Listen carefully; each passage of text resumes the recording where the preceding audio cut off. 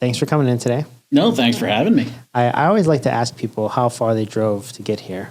So I'm going to ask you. I'm like 20 minutes, less than that. Okay. Yeah. I'm down Ahwatukee. Okay. I'm just under 15. So you came off the 202. Yep. Right? I just came up Power Road. Oh, nice. I am in the middle of painting and doing a bunch of carpentry work at the house. Oh, nice. So, if you see some paint on me, it's because apparently I'm not good at showering. No, it's all good. And if you see paint on me, it's because of my children. Oh, okay. How old are they? I've got a 12-year-old and an 8-year-old. Okay, so I've got an 8 and 11. Okay. So basically like right, the same. The same, yeah. So our lives are probably very similar, I suppose. Yeah. Both of my children are unique and amazing, and they have their own challenges. It's always fun to, walk into the kitchen, you hug your kids, you tell them that you love them, and then you notice that they've gone ahead and skipped the easel and just gone ahead and painted the walls. Oh, yeah. So our oldest loves to paint, and she has like a little corner in like the craft room, and it's just there's more paint on the wall than there is on the easel. Oh yeah, right. Yep. And she even has. So I used to paint as a kid too, but I'll say we weren't like necessarily poor, but we didn't have the things that we always wanted, right? For sure. And I'd always seen. I can't even think of his name now, but it was on TV every now and then. Like Bob Ross? Bob Ross, yeah. Puffy Clouds, Happy Clouds, right? Oh, yeah. And he always had, the tray in his hand. And I never had one as a kid. Yeah. And my daughter, she's got like 5 of them. And my first thought is like, you have no idea how lucky you are to have that, But yeah, they're roughly the same age, so I imagine the school works the same thing. Actually, for ours, we homeschool. Oh, you do? So that happened during COVID. So okay. when COVID kicked off, both my kids were in school. My daughter was in preschool, and they had sent everybody home to work remote. And at least for our school district, they really weren't prepared for that. Yeah. And so we're in a place where I can be home and, my wife can be home, and we were sitting behind our kids and like making sure they did the schoolwork. But we kept running into instances of like the groups that they'd be put in, or the teachers or the other students would get up and leave and walk away. And there was no like, hey, no, come back here. Yeah. And so we were like, well, this is totally ineffective. And so at that point we were like, well, how hard, not to say how hard could it be, because I know it's hard. Yeah. But it's like, okay, well, could we do this? And when I say we, I mean my wife. She's amazing. And so she decided to take that journey and start doing homeschool for both the kids. And she's been doing it for like 3 years now. Okay. Do you guys do, what is it called? ESA? Yep. So you guys get the ESA stuff? We do get ESA, and my oldest is on the spectrum. And so he gets a little bit more out of that program and able to kind of accommodate some of the things that he needs.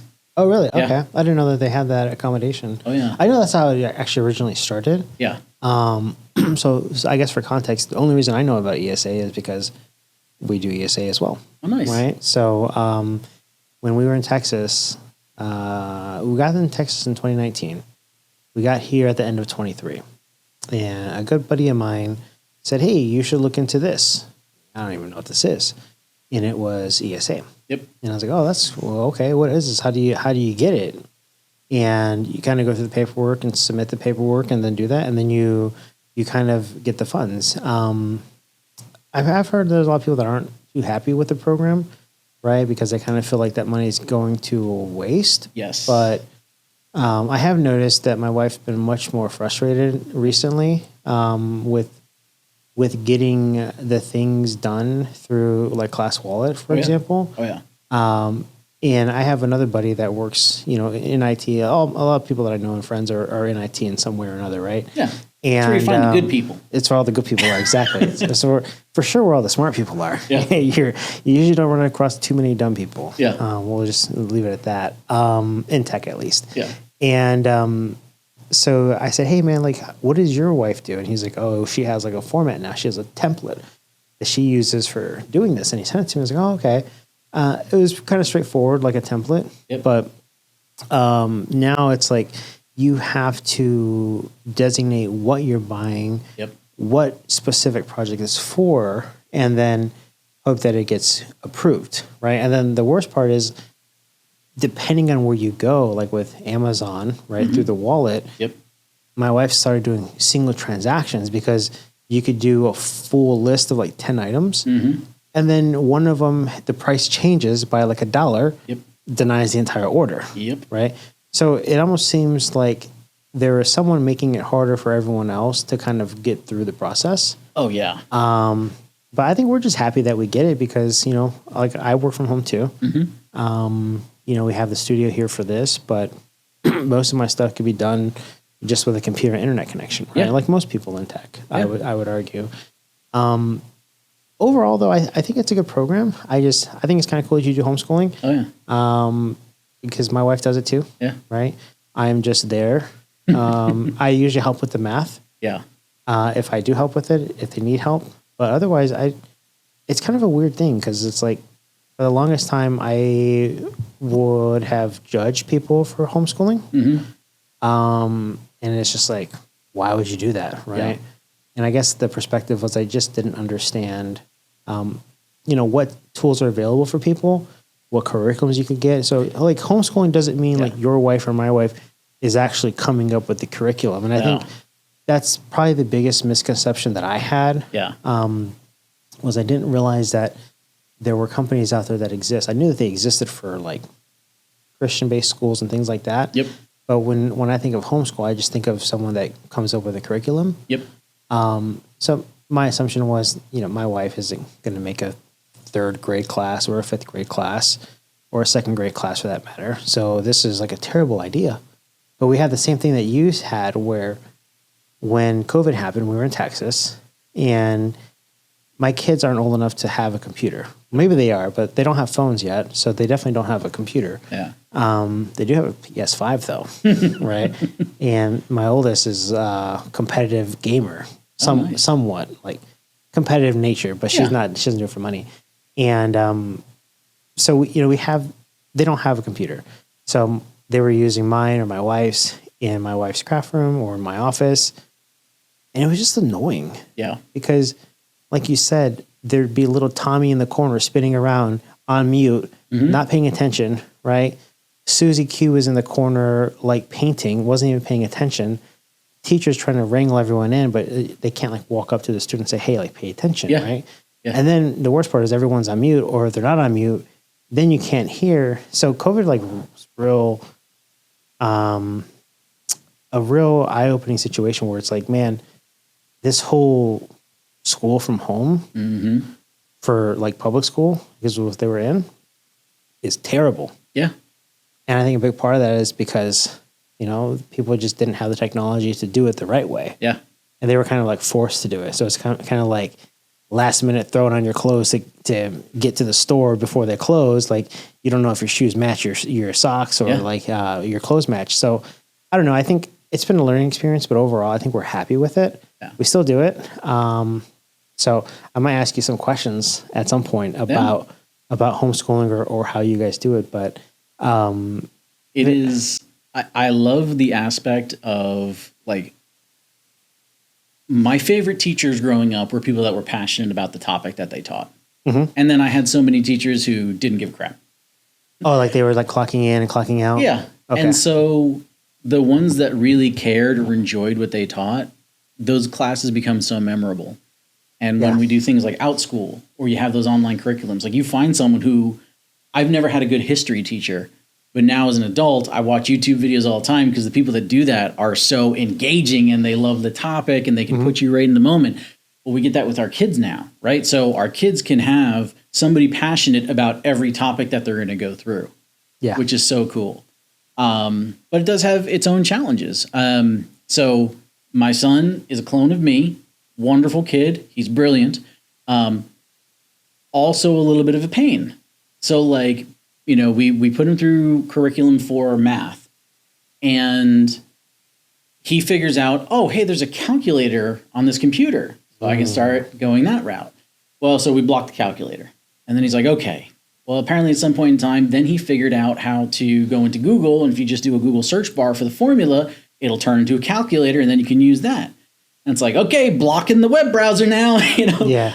And then it eventually got to the point where, like my background is in electrical engineering. And so I have like Arduinos and a bunch of other stuff around the house. And so I started exposing him to that. I gave him some breadboards and some stuff and started showing him how to code. And so we're sitting there one day and he's doing really great on his math. And then it occurs to me what he's doing. I don't know exactly how he had like his LEDs configured. He had turned his Arduino into a calculator.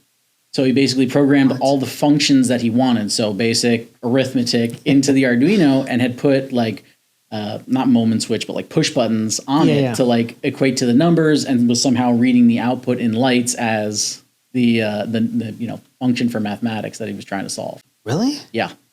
I've never thought that you could like use a board for that. Yeah. Programmable board, as long as, you kind of have an idea of what you're doing. Yeah. Interesting. So what did you do? Lock up the boards? Basically, we had to take away like all technology and some level of overseeing. So like we used to have like a little standalone area that we treated as a classroom. We've now moved that into the living room so that like we can be with them, or specifically my wife, who's amazing. She's a saint, amazing woman. Hope this gets recorded. It is recording. Yeah. It is recording. Where she watches them all the time to be able to answer questions and be engaging. And so, yeah, we had to change everything up to fit things like that probably happen in a real classroom, but we're not teachers. We've never been exposed to that before. I'm surprised you wouldn't just let them continue like with finding a way to do it without having to do it, Oh, we do to some extent. Like It's part of the problem is we need to make sure he knows the material. Like the fundamentals. Yeah. Because like one of the issues, I don't know if your kids have the same one.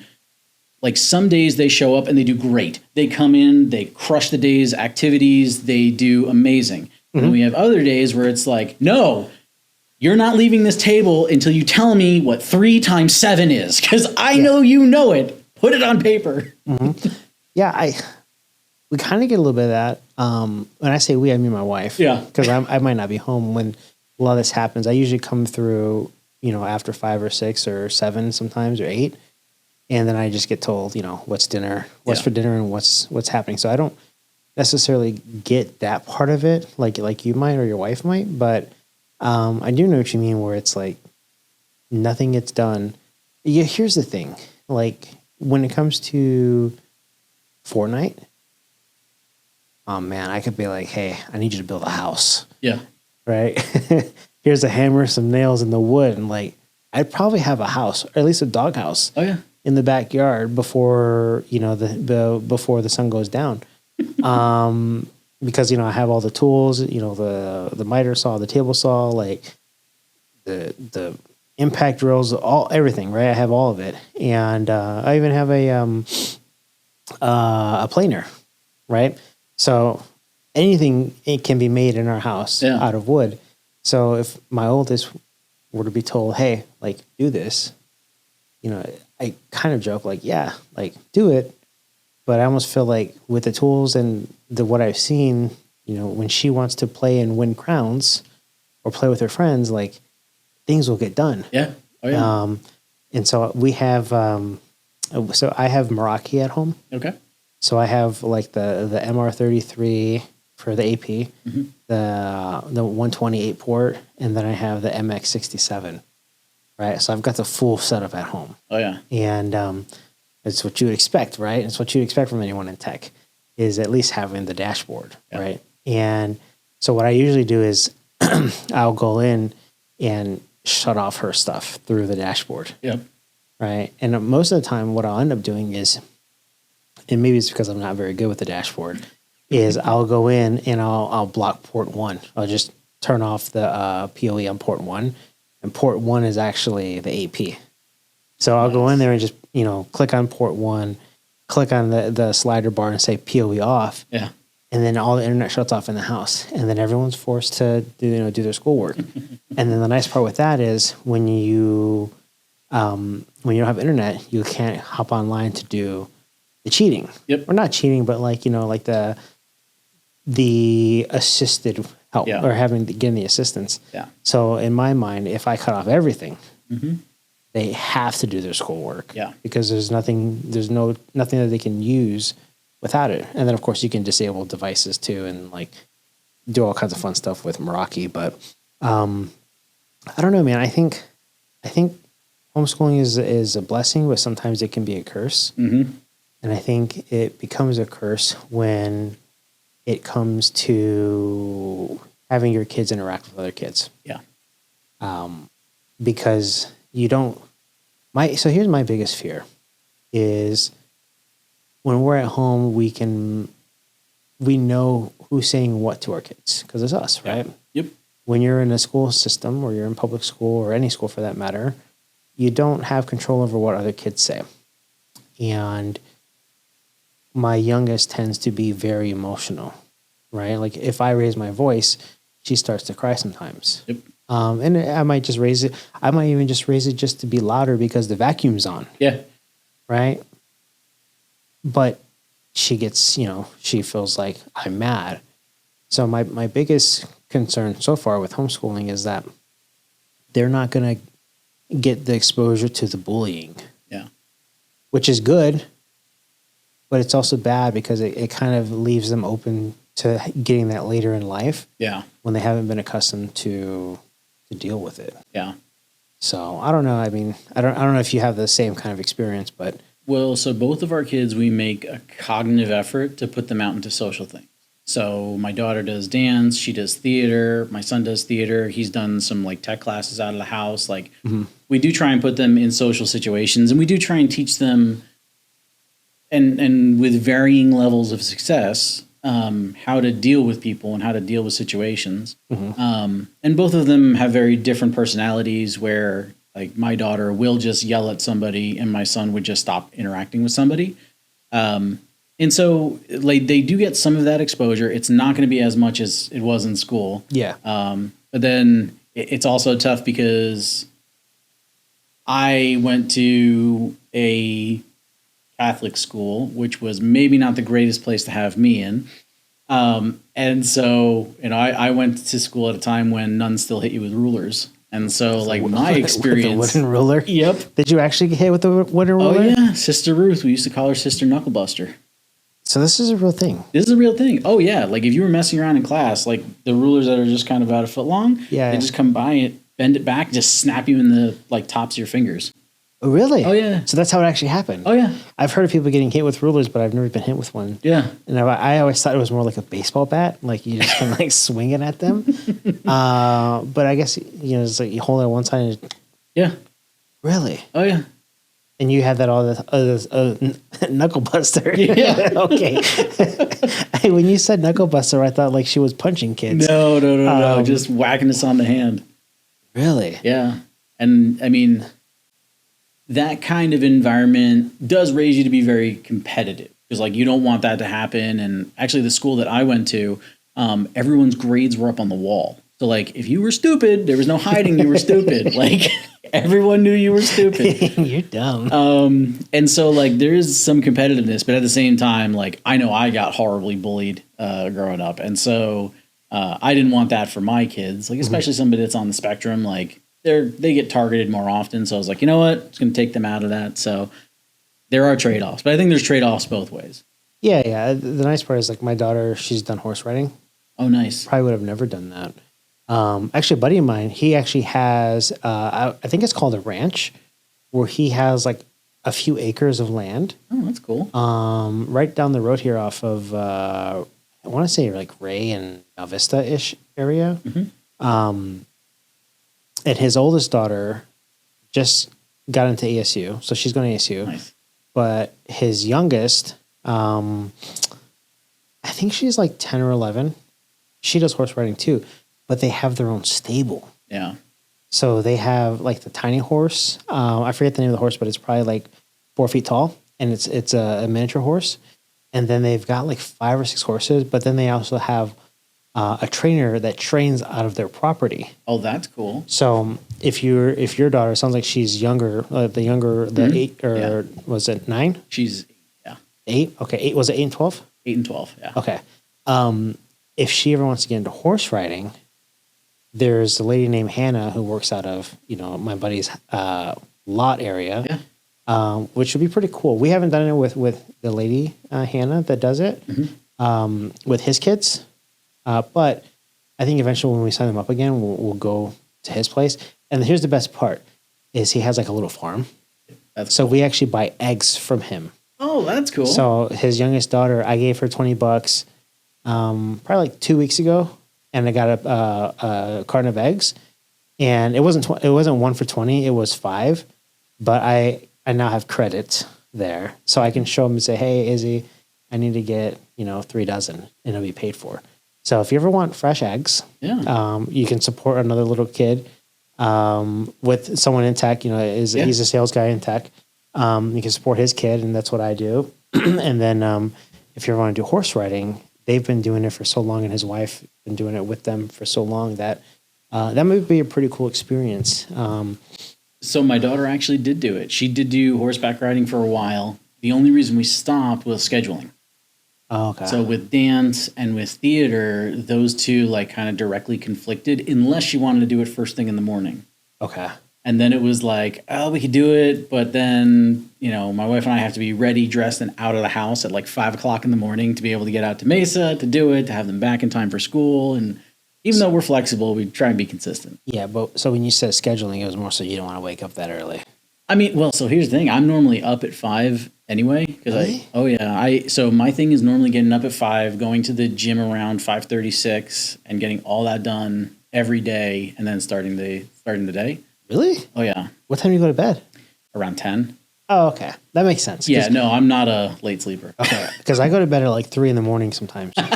So when you say 5, I'm just like, I'm 2 hours into bedtime. Like, oh, yeah. There's been times, because I like to play cards too. There's been times I go, in Texas, I would go out to card rooms or a buddy's house and play till like 8 or 9 in the morning. Oh, wow. And then I come home and it's like, all these people are going to work. And here I am going home. Yeah. Okay, so that makes sense. So you go to bed at 10, wake up at 5. So you're getting about 7, maybe 6.5 hours. Yeah. Okay. It works. Interesting. Yeah, and it was a part of that is just from the kids themselves, because like I used to a long time ago, I used to do powerlifting, and I would do it in the evenings. So I'd have my day, and it was like, hey, I'm coming home from work, I'm going to stop by the gym, go work out aggressions from the day, and then go home. But now that's kid time, right? So that's time with the family, and so I needed to pick a time where the kids are still going to be asleep, and it ended up being first thing in the morning. So. I wish I could get up that early. I also wish I didn't go to bed so late, but I would go to the gym. I'd probably go early too, because it's kind of nice when you wake up early and there's no sun. Yeah. And like you don't even mess with your phone. And you just kind of like get up and just like walk around, and it's quiet. You hear the birds chirping. Oh yeah. You go to the gym, and it's just kind of, it feels like almost like you're in like a train station. Yeah. Right, with all the like the treadmills running and stuff. Today was the earliest I've woken up in probably 5 to 6 months. Oh wow! And I got up at 6 o'clock today. No, actually, no, wait. It was actually 5. It was 5. There you go. Yeah, I woke up at 5 and I left the house by 5:44 actually, to go do my painting and the carpentry work. Oh, nice. Right. I'm in the middle of kind of like remodeling or doing. I'm painting a bunch of stuff, and I'm also framing windows. Oh, nice. But not like window framing, but more so we're getting new blinds put in. Mm-hmm. So I'm building the casing. Nice. And the casing, which is the inside, the jambs of the window, and then the casing on the outside. So very similar to all the cuts that I did here, but this is with actual like wood built for windows. Very cool. But I never wake up early, and it's because I go to bed so late. So I'm kind of jealous that you go as often as you do, because I think I've gone to the gym at least once in the last 2 weeks. But when I say at least once, I mean only once. I don't mean like I've gone every single day. But you said you did powerlifting. Yeah. So what's the most annoying question people ask you about powerlifting? Because I don't want to ask it. No. So I don't do it anymore. I still lift heavy. I got hurt a few years ago, and so I had to stop because like one thing about lifting heavy is, especially once you do it, you get into this mindset of like, oh, I can lift that weight. And then when I'm younger, I can lift with bad form. I can do things. I can't do that anymore. And so I can't lift as heavy as I used to, but my brain still tells me I want to. And so I end up hurting myself. And now when I hurt myself, it's not 3 or 4 days. It's like 3 weeks. That's how your body is now. Yeah. So you did powerlifting. I did competitive bodybuilding. Oh. You can't tell anymore for me. But I used to. So actually, I don't have the trophy here. I was able to get one trophy in my lifetime, and it's actually at home on my wife's desk. It looks like Arnold, but it's like a bronze Arnold. And so I actually placed once, but when I was on stage, so this was actually back in 2014. That's almost 10 years ago. I did it, and when I was on stage, I weighed 174. Nice. So I was about 70 pounds lighter than I am today. I know that feeling. But I still feel like I looked the same. Like it wasn't like 70 pounds is a lot, but when you're doing bodybuilding, it's really not, because you figure all the fat that you've lost. Yep. When the minute you put it back on, it doesn't seem like 70 pounds. Yeah. Right. At least for me. Yeah. Muscle's dense. Yeah, it is. So when you have all the muscle and you don't have as much fat, you look a lot bigger than you actually are. Yeah. And in my peak, I was bench pressing about 400, 405, 405, to be exact. Yeah, same. And I probably get like 2 or 3 reps without any help. Deadlift, almost 500. Yeah. So I don't know. I don't think I know how to properly. So here's the thing: is I was doing competitive bodybuilding, but I had no formal training. Right. So I would imagine for powerlifting, there is very specific techniques. And training and education that you have to have in order to do it correctly. Yep. Right. So there's people that can be 100 pounds deadlifting 250. Yeah. Or 200 deadlifting. It's almost like an ant, like 8 times this weight or whatever it is. Like you can get a lot more in if you have the proper technique. Technique and equipment. You'll have suits that will... the compression suits? Compression suits, and ones that will prevent you from overextending. If you're... Like, I never went heavy on bench just because, like, my lower body and my back was definitely, like, my stronger point. Okay. But, like, even on bench, you get suits that would prevent you from hyperextending down. Oh, and tearing your shoulder? Tearing your shoulders, tearing your pecs. So it almost kind of braces you. I don't know if you can use them in competition. Some people do, or like some competitions will let you do it. But they do kind of give you a little bit of springiness, which is why some people don't like them, because you can kind of bring it down and almost bounce it. But yeah, I mean, having equipment, like if you were doing deadlifts, having flat shoes, like understanding the limitations of your own body.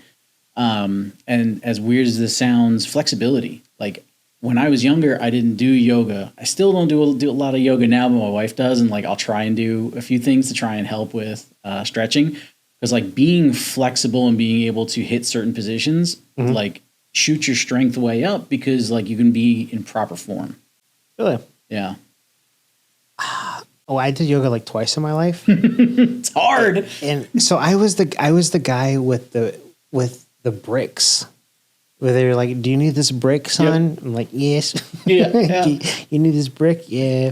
And then I can't reach all the way, right? And when I did it the first time, I was a lot bulkier, right? Yep. I had like bigger lats, and it was just like kind of looked like a wall with legs, right?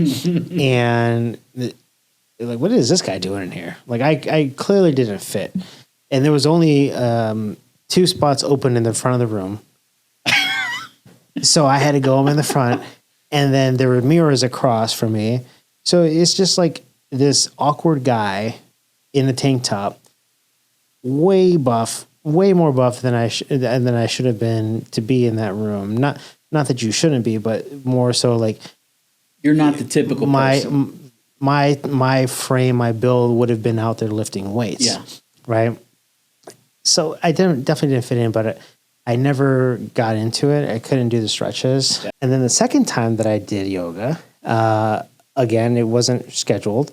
So I show up and it was kind of like a yoga and weightlifting class together. Interesting. So it was kind of like, it was probably more so weightlifting than yoga, but it had a lot of the yoga built into it.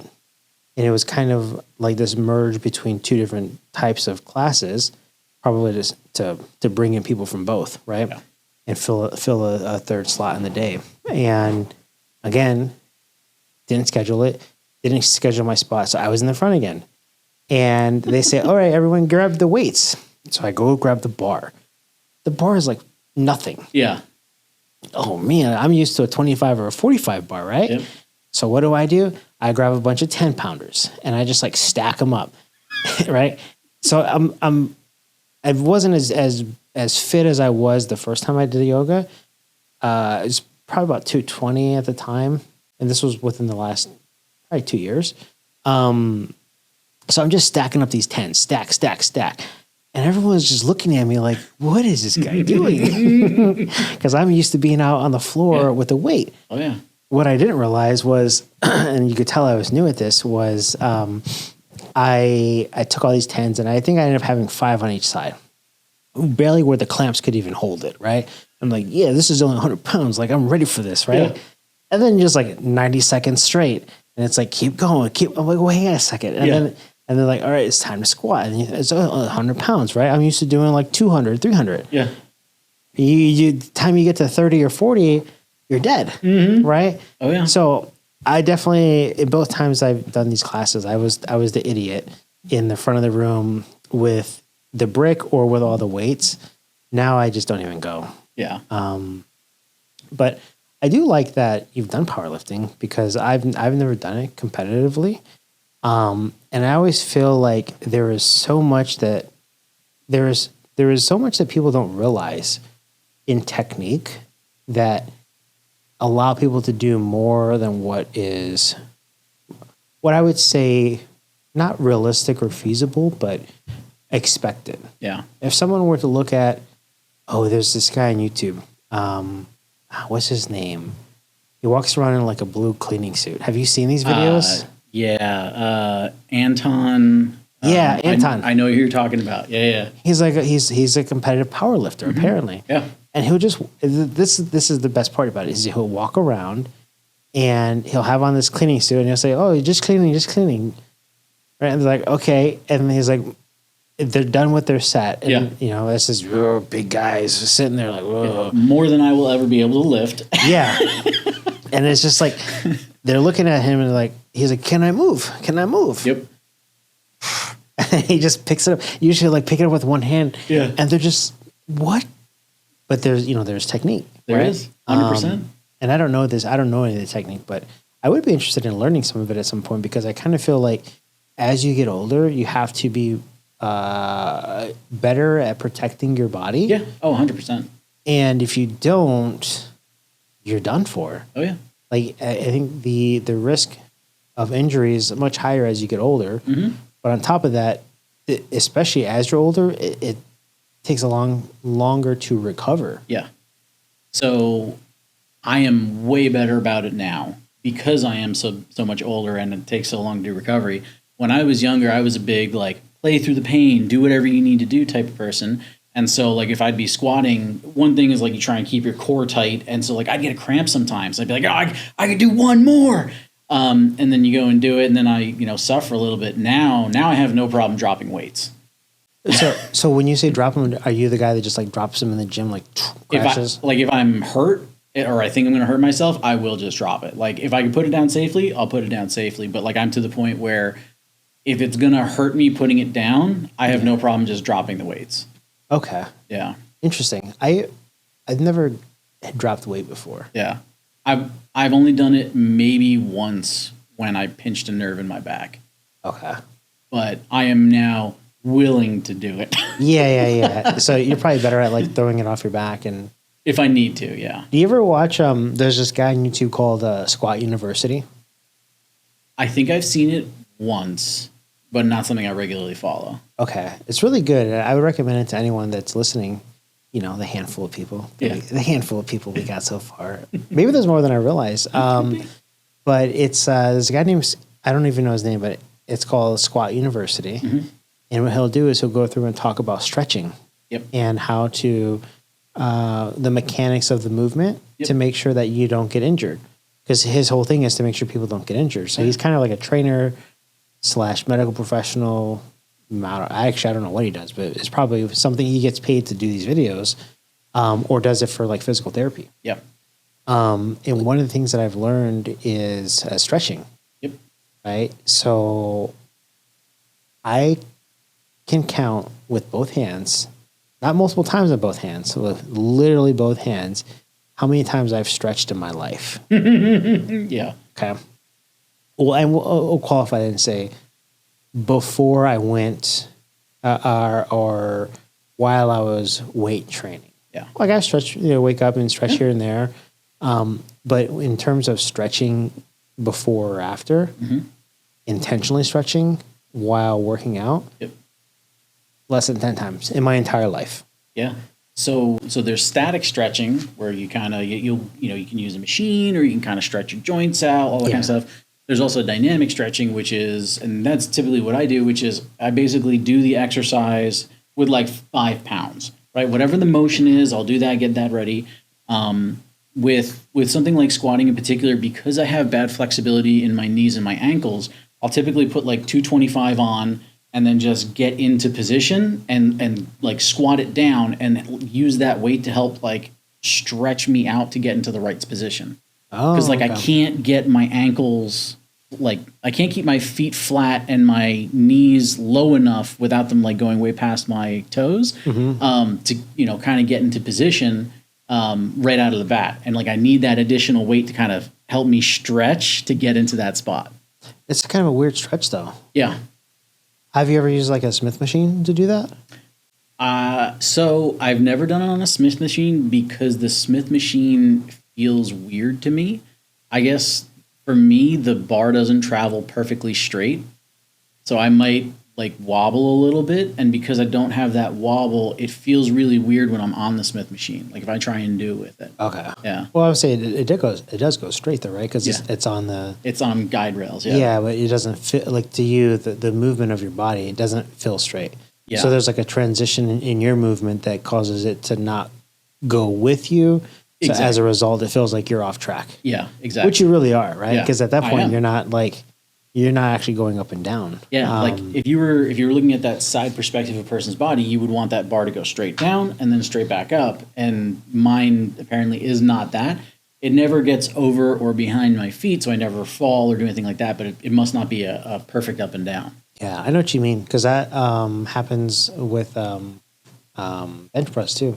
Yeah. If you use like a squat rack or not squat rack, a Smith machine for like a bench pressing, sometimes like the motion, like the rotation in your shoulder just a little bit, either forward or back, you don't get that on the Smith machine. And it just feels weird because it's just like you're just like one direction, right? Yeah. But then also you kind of don't recruit as many fibers that way too. Yep. So like free weight's always better. 100%. Because any of that little movement kind of recruits more fibers throughout like we'll say like the mass of muscle that you have. Whereas if you go in one direction with zero tolerance one way or the other, you kind of miss out on the growth. Well, so I could keep talking about weightlifting all day, right? But my goal in bringing you in, and this is, so by the way, this is the first one that I tell my wife, I say, he wants to talk about a few things, but he said we could just free flow. She's like, so what are you preparing? I said, nothing. Yeah. What are you going to talk about? I was like, I have a couple ideas of what I want to talk about. Yeah. And she said, but like, there's no specific questions. I said, nope. We're just going to free flow and see how it goes. Yeah. Because one of the ways that I want this to kind of develop is more so into being where it feels like there's two friends in a room having coffee. Yep. And someone else just gets to listen in. Yeah. And my favorite part, or one of the favorite parts about it, is I get to talk to people that I would have otherwise never talked to. Yeah. Right. And the benefit from that is I get to learn something new about people, who they are, what they do, what makes them tick. Totally. And it's less of a bulleted list of questions, right? So you had mentioned powerlifting, and all of a sudden, like 15, 20 minutes later, we're still talking it, right? Oh, yeah. So that's the other thing too, is like I get to kind of sit with people I would have never spoken with. Totally. And then ask them random questions and hopefully pick something up. Yeah. Right. And maybe teach a couple of things along the way, like Squat University, right? Yeah, absolutely. So I told my wife, like, yeah, I'm just going to free flow this one. It's just like live stream of consciousness on the mic. And I think for a lot of people that works really well. But I've also I think we've both probably had awkward conversations with people where it's just like, oh, it's your first conversation with another human being, or like you have to get it. You have to drag answers out of them because they don't know the regular cadence of a back and forth of a conversation. Yeah, this has happened. It hasn't happened here. Yeah. Right. I can imagine situations where it would happen. Yeah. Right. And I would imagine a lot of times those people tend to be engineers. Yep. 100%. Right. Which is really weird because you have an IEEE, right? Or IEE, right? Yep. Triple E is the association, right? Like that's more so. I forget what it stands for, but I took circuits in college, so I know a little bit about resistors and impedance and just wiring diagrams and things like that. Yeah. I've done some FPGA programming in my life. I've done a lot of programming in my life, mostly with like LabVIEW and Visual Studio. A little bit in Wonderware, but I never got good at it for like PLC programming. Yep. But I was doing a lot of data acquisition stuff probably like 10 years ago. Nice. So I know a lot about the electrical stuff. So everything I know, I've basically forgotten. You don't really need to know that much, though. Yeah. Like depending on what you're trying to do, it's not like it doesn't need to be that hard. And all you need to remember is if it's low voltage, you're okay. Yeah. If it's 220 plus 3-phase, like you should probably hire a professional. Yeah. Right. But there's a lot of things where there is a professional to do something, and there's something that you can do on your own. Yeah. So I look at like the wood stuff. I should probably hire a professional. Right. But I have all the tools. Yeah. So, and like even today I was, so I'm sitting here like cutting these, they're called jam boards. Okay. And what they are is if you're looking at the framing of a door, you'll notice that there's that wood there. Mm-hmm. That's the jam board. Gotcha. It's a JAMB, right? So it's not jam like jam out, it's like jamb. But the B is somewhat silent, or maybe I'm just saying it wrong. And then it usually has like that little stopper, the kicker, I think, or I forget what they call it, but it's that piece that the door closes on. Okay. Yep. So, like the little strip down the middle. Yeah. So essentially I have those boards without the stopper piece. Gotcha. That they're 7.5 inches, and I'm cutting them down to the width of the window. So 3.5, 3 1/4, 3 3/8, whatever it is, I'm cutting it. And so I got up at 5 o'clock this morning to go do that. And I thought, man, like, how shitty would it be if I like lost a finger before I'm supposed to have this recording? So I was extra careful today, and I have all 10 fingers still. But what I was getting at is that there's a lot of things that we do where people choose to go one route, which is figure it out. Yep. Right? Or you can pay professionals, right? And the reason I say that is I think of work or anything really as time is money. 100%. Right? And everyone always says time is money. But in my mind, when you think of time is money, what that really means is, or not for me specifically, I think what a lot of people think of is if I am doing something with my time and I'm not getting paid, I'm wasting my time. Right? Yeah. So, and I think when people say time is money, that's the usual expectation of what am I doing right now? Am I getting paid to do this? Yep. Right? The alternative that I don't think many people think about is how money can save you time, right?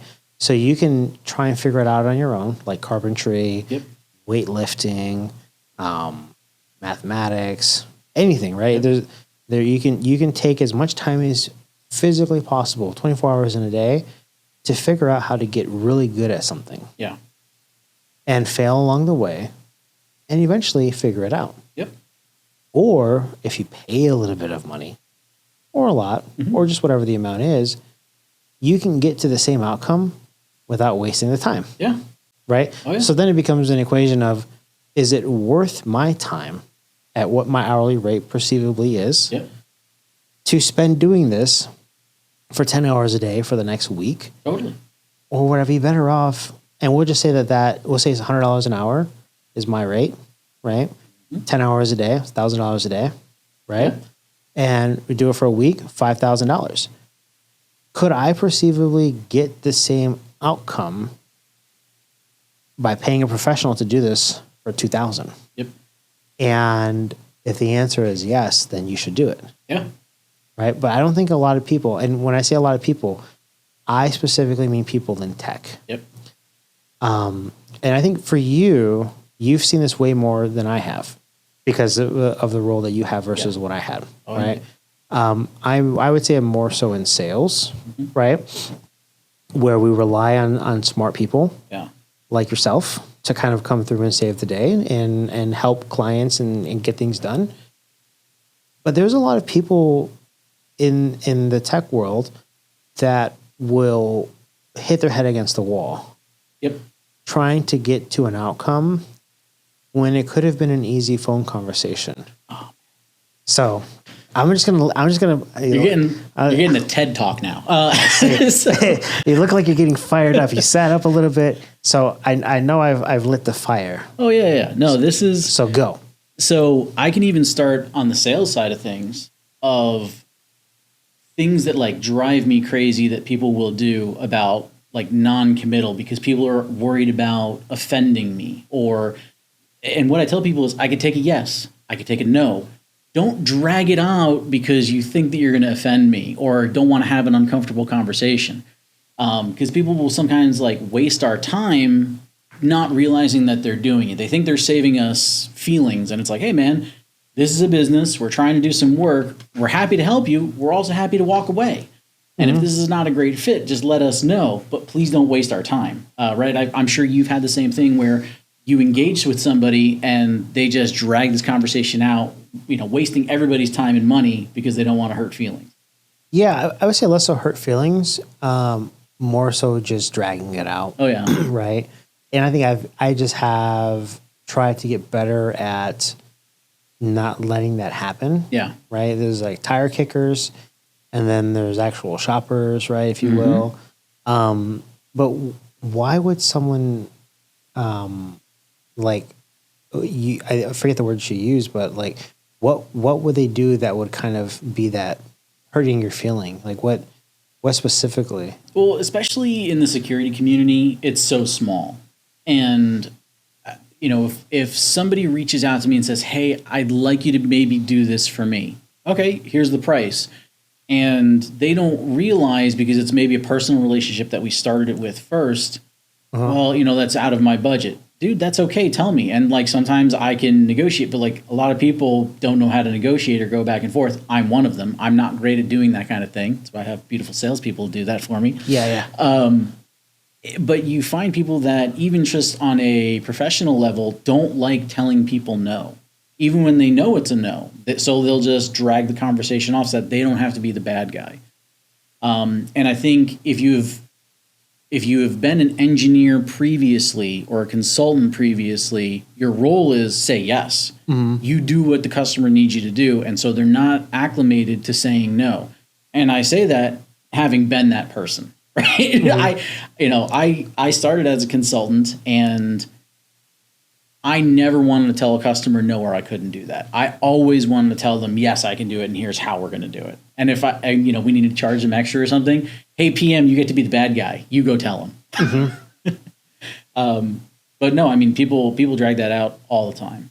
You think it's just the issue of being the bad guy is the main thing? Or? Oh, yeah. I think people in general like to be helpful. They like to be the good guy. They don't like saying no. And like I've seen this with like, if you go into a larger organization that has younger employees, folks that haven't been in the role for a long time, and then they go and do an RFP, and they see 3 companies that have great people, they like them all, they like all their solutions, but they know they have to pick one. I have seen them pick one and like just drag it out with the other 2, not letting them know that they've actually made a decision. Right. And part of that is, well, I don't want to be the bad guy and tell these guys that, you know, you came in and you invested a bunch of time with us and you tried to give us a great solution and it was good, but maybe just not as great as this other person. So we're going with them. Yeah. And that is, and I think you learn that over time. I think you learn it when it's like, no, man, that's not, a no is not a problem. When you come in and you waste my time for months, now you're aggravating me. Yeah. That's happened to me. And it was a really interesting situation because I had spent 5 or 6 months on a project, right? Huge time investment. Huge time. And it was a mega deal. We're talking a multi-million-dollar deal. Yep. And I spent a lot of time working with the client, and I got these weird indications that it just wasn't going to work out. Yep. And, you know, he goes, have you ever, are you got other things you're working on? Well, yeah. Oh, okay, cool.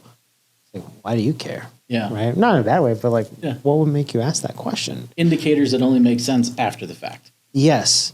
Right. And then there was another question that came up, and it was very like cryptic. And I thought, man, like there's something weird here. Right. So I made some phone calls to the people that I was working with, and they made some phone calls. Come to find out, we were on the losing side, and that it was actually in the process of getting purchased through somebody else. Yep. And I was like, man, this really sucks because I spent so much time on it, and I didn't get a no. Yep. But I didn't quit. Yeah. And so here's the other thing is when you get a no, like you can still win. Oh yeah. Right. So I made some phone calls, and I pointed out a couple of very important things that, you know, they hadn't been told from the other provider. Mm-hmm. And it got stopped. It got stopped in legal. Right. Nice. So they stopped it in legal, and then they went back through, and we kind of got another week and a half to kind of adjust some things and kind of reconfigure the stuff. And ended up winning. Ended up getting the win. And then we ended up getting the loss because they got to procurement, and procurement said, well, we're just going to give it to everyone. Right. And that kills me. It was the biggest loss of my life, financially, because it didn't cost me the deal. There were other things that were in play for me, right? Yeah. So we were having a house being built. I had a bunch of money and earnest money applied to this house, lost it. We had signed contracts for the house with, what is it called? Promissory notes. Mm-hmm. Lost it. So overall, like this single deal loss, Yep. personally probably cost me upwards of $700,000. And it was about a year ago, almost to the day. So the day that I got the bad news was September 9th, 2023. And this was one of the very first things that I was working on when the buddy that I was working with, the partner side called me and said, hey, I'm working on this deal. I need you to help me win it. Well, you're the guy that I know can help me win it. I was like, I'm just sitting on my couch, man. I just quit my job, right? I just quit my job. And he's like, well, can you work for someone? Like, what can you do? Like, no. He's like, well, it's a pretty sizable deal. How do we get you in play? And I said, well, let me just start up a company, right? And that's kind of how everything started. And nice. The very first thing that I was working on was that, and it was like a Hail Mary. And because of the house, because of everything else, I was like, I can't lose. And we get all the way to the point where we save all this money for them, and it gets to procurement, and then procurement basically sends it out. And I think overall, I don't know the exact number, but I probably lost on, we'll say it was just shy of $4 million. I think the price difference was less than 50,000. Right. And what it taught me was that you can't put all your eggs in a basket. Yep. Right. But then also that, when things go to procurement, procurement will operate in what's best for the company. Yep. Right. And so I've learned that, and it's like, man, like at the time it was really frustrating, right? To know that I was losing everything, essentially like lost, like life loss, like mega loss. For most people, like non-recoverable. Yeah. And I had to go through that, and lost the house, and ended up calling a buddy and saying, "Hey, man, like I just literally lost all this stuff. We're trying to move back to Arizona. I don't have a job, right? If I show you my bank statement, can you let me stay at your place?" And he's like, "Don't worry about it. Let me stay at his place." So that's where we're moving out. So I lived in his place for about a year, and then now we're moving into another place, right? But I got lucky to know someone that had a house that they wanted to rent out. Yeah. And they were willing to take me, basically stated, just, yeah, you're good. Just don't burn me, friend. Yeah. But man, it's what I also learned from that too was that when it gets to procurement, it's a whole different beast. Oh yeah. Right. And the fact that, especially when it goes to a third party procurement, vendor management company or something like that, like those are awful. Why? Because they are strictly about numbers. And like, they don't care about a relationship. Like, to me, and I've done this for 26 years at this point. The folks who get the best out of me and the best out of my company as a partner, you have a relationship. They're an extension of your org. They participate. They are invested. Yeah. Like, they help you do the right thing. When they send it out to these third parties whose only goal is to get the cheapest possible solution, you've made it transactional. And now I have no investment in like the success or failure of this product or solution, whatever it's going to be. So yeah, I hate doing that. And there's a bunch of companies, big companies here that do that. They send it out to third parties, and what's wild is there's one of them who, this outsourced vendor management team was the CIO's brilliant idea. It was their baby. They had this idea. They sent it out. Within a year, it was, "Oh, you have managed to alienate and piss off every partner out there that we have worked with, but the CIO won't take it back because it was their idea." Oh, I was going to say, I would guess something like that would fall into a larger enterprise. Yep. Because they have presumably the buying power. Oh, yeah. Right. To say, help us get better. Yep. So do they still use that partner or that company? Oh yeah. Yeah, no, they still do. And it was, personally, I got out of that relationship after a while. There was other people who, here's the reality, they tax them. So somebody that works for me, a gentleman by the name of Kevin Tooker, has what he calls like return on aggravation. And so, the revenue you bring in, the GP I get versus how much of an a-hole you are. I apologize if I shouldn't use that, but they have to outweigh, the return has to be higher than the aggravation spent. Yeah. And so, this one company in particular that I'm thinking about, they ended up getting taxed between 20 and 60% higher on GP calculations because we had to deal with that vendor management team. Oh, so you're saying from a services perspective. Yep. Ah, okay. I was like, how do you charge 60% on product? But you guys, not typically on product, or if you have blended rates, or if you're delivering something as a service where product is included, and you can kind of mask those figures. Just because, hey, if I am, our time is money. If I'm going to have to spend 40 hours to get every statement of work across the board, like, that's a lot of time. And it's typically not one person. It's a team of people that are working on it.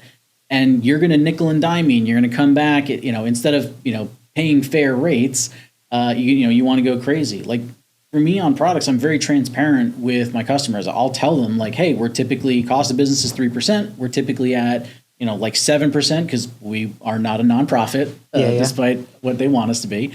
And I'm transparent, like, hey, we should be able to make money in this deal. But some customers are like, no, you can go lower, you can go lower. Okay. And it's really frustrating because there are other customers out there that see that, realize that, and are like, okay, you're treating me fairly. Like, hey, this is our cost. This is what we're passing on to you. Mm-hmm. Let's make this cheap for both of us and win for both of us. Yeah. And we have, because of that mentality, we have displaced other vendors who have come in and like had deal reg and then charged 40 points on top of it. Mm-hmm. Like just insane stuff. But I think I went a little off tangent there, but No, I like it because I think, so I want to take a step back, or as Kim says, take a half step back. Kim Jones. I learned that one from him. He said, take a step back so we can go a mile deep, I think. So it was, okay. I have to watch it back again, but he had a very specific phrase where take a half a step back, go wide so I can go narrow, I think is what he said. Yeah. Right. Sorry if I got that wrong, Kim. If he's even listening, he might be though. Could be. So one of the things that the first time I've heard about high tech was when I was working with a client. Cisco rep called me and said, "Hey, just so you know, there's competition in this deal." I was like, "Okay, cool." Like, I'm not going to say too much, but it's another company out of Arizona. Like, okay, cool. So I make a couple phone calls, like, what's going on? What's this? And end up hearing from the client, this person happens to know this person over at this company called High Tech. Who's High Tech? I never heard of High Tech, right? So I Google HI Tech, right? Nothing. Yep. Like, I don't even know who these people are, right? And I do some more searching because I'm like, there's no way that there's another company that's involved because I couldn't get it out of Cisco, right? Yeah. I just knew that I don't even remember. I think it was like firewalls. It was like FTDs, like 2100s, or like 4 of them, like 2 HA pairs. I'm like, what? Yeah. And where did these people come from, right? And then I talked to another buddy of mine. I said, have you ever heard of a place called High Tech? He's like, oh, yeah, it's a bunch of engineers. Yep, 100%. I was like, oh, really? Where are they based out of? Like Scottsdale, maybe? Tempe? I don't know. Like, they're local here. It's one of the smaller companies, but it's all engineers. Yep. What? There's a company that exists? It's just all engineers? Yep. For better or for worse. And he goes, yeah. I'm like, okay, cool. So I hang up and, go on about my day. And then I actually find him. I'm like, oh, okay. But I don't know who the rep is or whatever, right? And then, so that was the very first time. And I never ran into you guys again. Then I ran into you guys at CactusCon. Yep. Right? High Tech, HYE, right? Yep. And then I got the story about, where the name came from, which was, kind of cool. And then, between those two times, I was talking to another buddy of mine and I said, hey, I have this idea for a business, right? Because my background's engineering, right? Where engineers essentially make more or earn a commission based off of what they do. Yep. Versus, sales reps making all the money. And he goes, sounds like High Tech. And I go, wait, those guys? Yep. And he's like, yeah. And I was like, so someone's already doing this? And he's like, yeah, dude, you're like late to the game.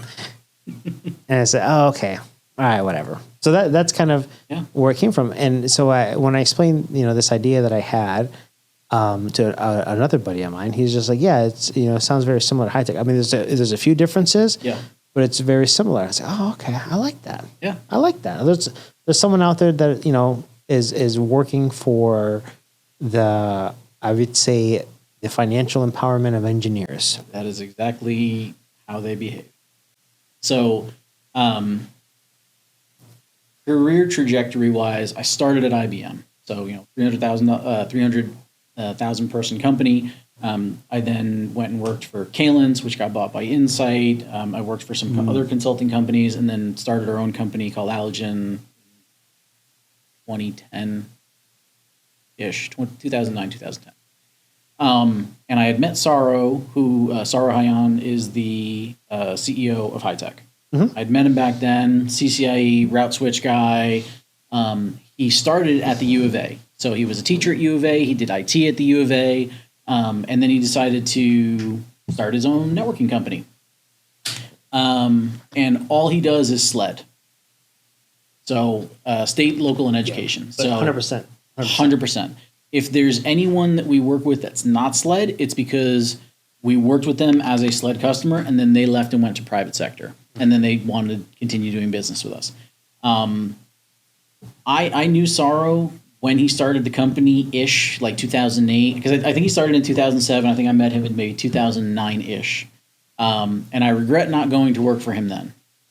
So in this career trajectory of mine, I have kind of figured out I don't like dealing with MBAs. I apologize if you have one. No. I thought you were going somewhere else, but you mean like master's degree? Yeah, specifically people who focus on extracting value from a business. So people who don't know how to generate value, come up with ideas. Because I keep running into these instances of people who don't know how to do good things. They only know how to try and squeeze a little bit more out of somebody. The raisin squeezers. Exactly. Okay. And so my career has been finding people that are not like that. And when I finally made the decision to leave my previous place, I came over to High Tech after about a year and a half. I had a forced year off. One of those non-compete years, huh? Yeah. Okay. So, after I came over, and in my conversations with Saro to start, we weren't sure what I was going to do. And Saro's concern with me was, well, if I don't have something for you to do, like an explicit role, are you going to be okay with that? He's like, because really what I want is just like smart people in the company. Like, I don't have an idea of what you're going to do. Like, I want you to just be a fungible person with a big background in security. And maybe help me build it out, or maybe just jump in and help out. And I was like, dude, that is amazing. That is exactly what I want to do. I love being in a fungible role. Like, just turn me loose and let me do anything. And so, like, the title I had when I came in was just security engineer. Okay. As the company has grown in the past year and matured a little bit, I've taken the CISO role from a compliance perspective. But the way Saro rolls is just find smart people and bring them on, and then we'll figure out what to do with them afterwards. Because there's always something you can do with someone brilliant, right? Yeah, or something that they can figure out to do. Yeah. Right. And like, he has chartered me, and he has chartered the rest of the organization of, if you find good talent, just hire them. And so when people will ask me, hey, do you have any open recs? The answer is like, kind of. Are you smart? Yeah, it's like, I can hire anyone anytime, and I can, figure out what the fit is afterwards. And we've been solid on that model. He's done it historically. I mean, that's kind of how he got me. He's done it historically across, unified communication, system administration, cloud. Like, he just goes out, finds smart people, and then brings them in as a fit. There's it's a husband and wife team that run the company. And so, Lisa Andrus runs kind of the back office, and so handles the billing and accounting, but everything else is engineers. So we have 110 employees, and 105 of them are engineers. What? Yeah. What? Yeah. One marketing person? Do you guys even have marketing? We do not have marketing. So that's got to be terrible is the word of mouth then, huh? We've never done any marketing. The only way we grow is through word of mouth. So doing a good job, getting invited back, getting distributed through other people. No marketing, no PR, we have an HR person because we need to. That's always important. Yeah. But no, we've grown organically. And that's, when I say for better, for worse of an entire organization of engineers, that's one of those things that you might even consider worse. And like, that's kind of what I mean, is that we're this size and no one has ever heard of us. Like, unless you're in the SLED space or you've done business with us, like, you've never seen our logo. We run the entire infrastructure for ASU. Our vans are always out there, but like, you probably don't recognize it. You don't recognize that it's there, even though we do a ton, just because we do no marketing whatsoever. Yeah. So you have 110 people, 105 engineers, no marketing. You have HR. You have an HR. You have AR, right? Yes. Accounts receivable. Yep. So I'm trying to find 5 people. So HR, accounting, AR, AP, okay, payable, yeah. and HR are kind of like a shared team of resources. Okay. And So you have one sales guy? Salesperson? No. This is the weird thing about high tech. They don't have a sales team in the way that everyone else does it. So in every organization I have been, there's an account manager who is good at relationships and maintaining and engaging and tracking down leads. We don't have those. Okay. And sales engineers, which are like the technical person that typically maps to 1 to 5 account managers, depending on the organization. Or 20. Or 20 if you really hate that person. So we don't have any of that. We just have solution architects. And so on a team of, I believe it's 11 folks, 5 of them have CCIEs, and they are the entirety of the sales organization. So we don't have like account managers. And the reality is we're probably closer to farmers than we are to salespeople. Like we don't have campaigns. We don't go out and pressure customers to do stuff. It's a weird model, but it works for us because the customers like what we do. They like the work product. They like the people that they work with. And so we constantly get invited back. My very first week at High Tech, I got to sit in on the sales meeting, which is unlike any other sales meeting that I've been in before. Because like I've been in massive organizations, and when you go into that pipeline call, that was terrible. People tracking opportunities and this and that, and so none of that. And one of the partners, it might have been Cisco at the time, had a spiff, which is like an incentive for salespeople to sell a specific thing. And Saro, the CEO, told the head of the sales team, like, if I ever catch anyone trying to sell something because of a spiff, that's grounds for termination. Really? Yeah. That's interesting you say that, because Lester and I talked about that. We talked about how he said, I know how your job works. He said, I you could tell me one thing, but I know how things work. And I go, tell me more. Tell me more about this, Lester. And he obviously he's been around, so he knows a lot about how things work. But I have seen where there are conversations that are had or not had, right? Mm-hmm. Decisions that are made or not made based on money. Yep. And I don't mean from like the customer's perspective. I mean from an internal perspective where you have one team fighting for a solution and another team with another solution for the same client. Yep. Right? How do you, and it's the incentive, it's the compensation incentive of, I have a quota, you have a quota. Well, we both have a quota. We only have one customer, right? Yeah. Like in this example, right? We'll say hypothetically speaking, right? That's what I'm going to say from now on. Is whenever there's a murky water, hypothetically speaking, hypothetically speaking, there's a customer that wants to spend $1 million on some sort of business transformation initiative, and they can go with a contact center solution. Right? Or they can go with a cloud-based, Ring Central, right? Yep. Or they can go with some sort of MSSP solution, right? They're all offered by the same company. They're just offered by different teams. Yep. Right? And then it kind of falls to the hands of an account manager, hypothetically speaking. Yep. Where the decision is, well, how do I get paid the most money? Exactly. Yeah. Right? How do I get paid the most money? Well, I don't like that one because there's really no margin over here. This one's good. I mean, okay. And then there could be a manipulation of numbers. 100%. Where this realistically doesn't make sense for anyone. Yep. It could be the best solution, but it doesn't make sense.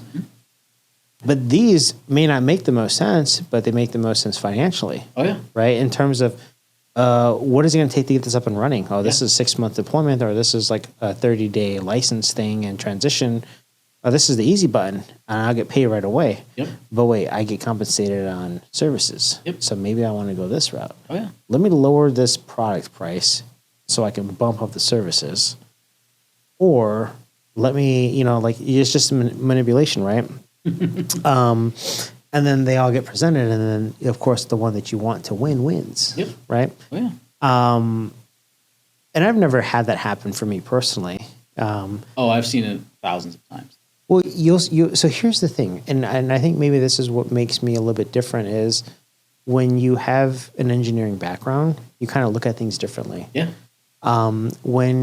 When your prior job was framing pictures at Michael's, you're money motivated. Oh, yeah. Right? When your previous job was being a server or a bartender or working in a non-technical role, working in we'll just say a sales role or some sort of customer service role, you have the opportunity to make a bunch of money.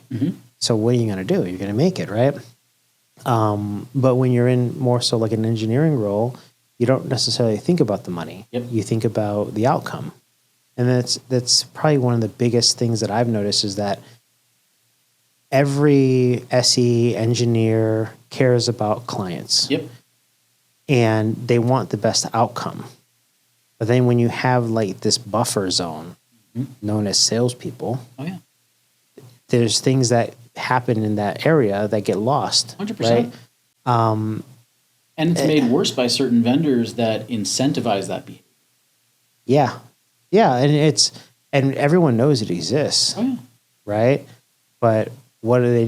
They still go back to these different places where it exists and kind of just deal with it. Yeah. Or they'll go through this third party vendor like the company that you talked about, right? Where they'll just farm it out and see what happens. But so there's no salespeople, essentially. It's just a bunch of engineers. So how do you guys grow? Organically. So what I have seen since my time being there, so it's been 8 months at this point. What I have seen is in especially the government space, people just cycle through roles. So somebody is an IT director here, they're now an IT director over here, or they're a director over here, a CIO here, CISO here. And because of that, they work with us, they like the product, they like the people, they just move us over there. And the way the state works with state contract, it allows anybody in the SLED space to be able to use us. And so it's low resistance, I would call it. Like it's easy to get us in. It's easy to have us do work. Yeah. And you guys have the vehicles already set up. Yeah. Okay. It's like you have all the contracts and everything with the state. So exactly. As long as you have whatever code you need or whatever number you have linked to the company. And and like to put it in perspective, I'm not a good negotiator. Like what I tell people is when I go to buy a car, I go to Costco.com and I get like the pre-approved price and then I go that way. When you have these state vehicles, when you have any kind of these weird contract vehicles, we have pre-negotiated rates. So customers don't need to take on that negotiation. It is, we are at X dollars per hour. It'll take us X amount of time to, complete this type of project. So it makes it a lot easier for them where it's like, I could just say, hey, high tech, I need this MPLS deployment. I want this VXLAN deployment. I want this, I want that. Super easy. Yeah, you guys just figure out how many hours are in the project. Yep. Bump on some tolerance for, overshooting it, just in case, right? Because I don't think you guys do time and materials, or do you guys do try not flat to. rate? Okay. Yeah, try and do, bet on ourselves, fixed fee projects of, hey, if we think it's going to be 550 hours, do 555 just in case, give us a little leeway, maybe some PM time. If we can get it done early, awesome. If things go wrong, we can build in some buffer or.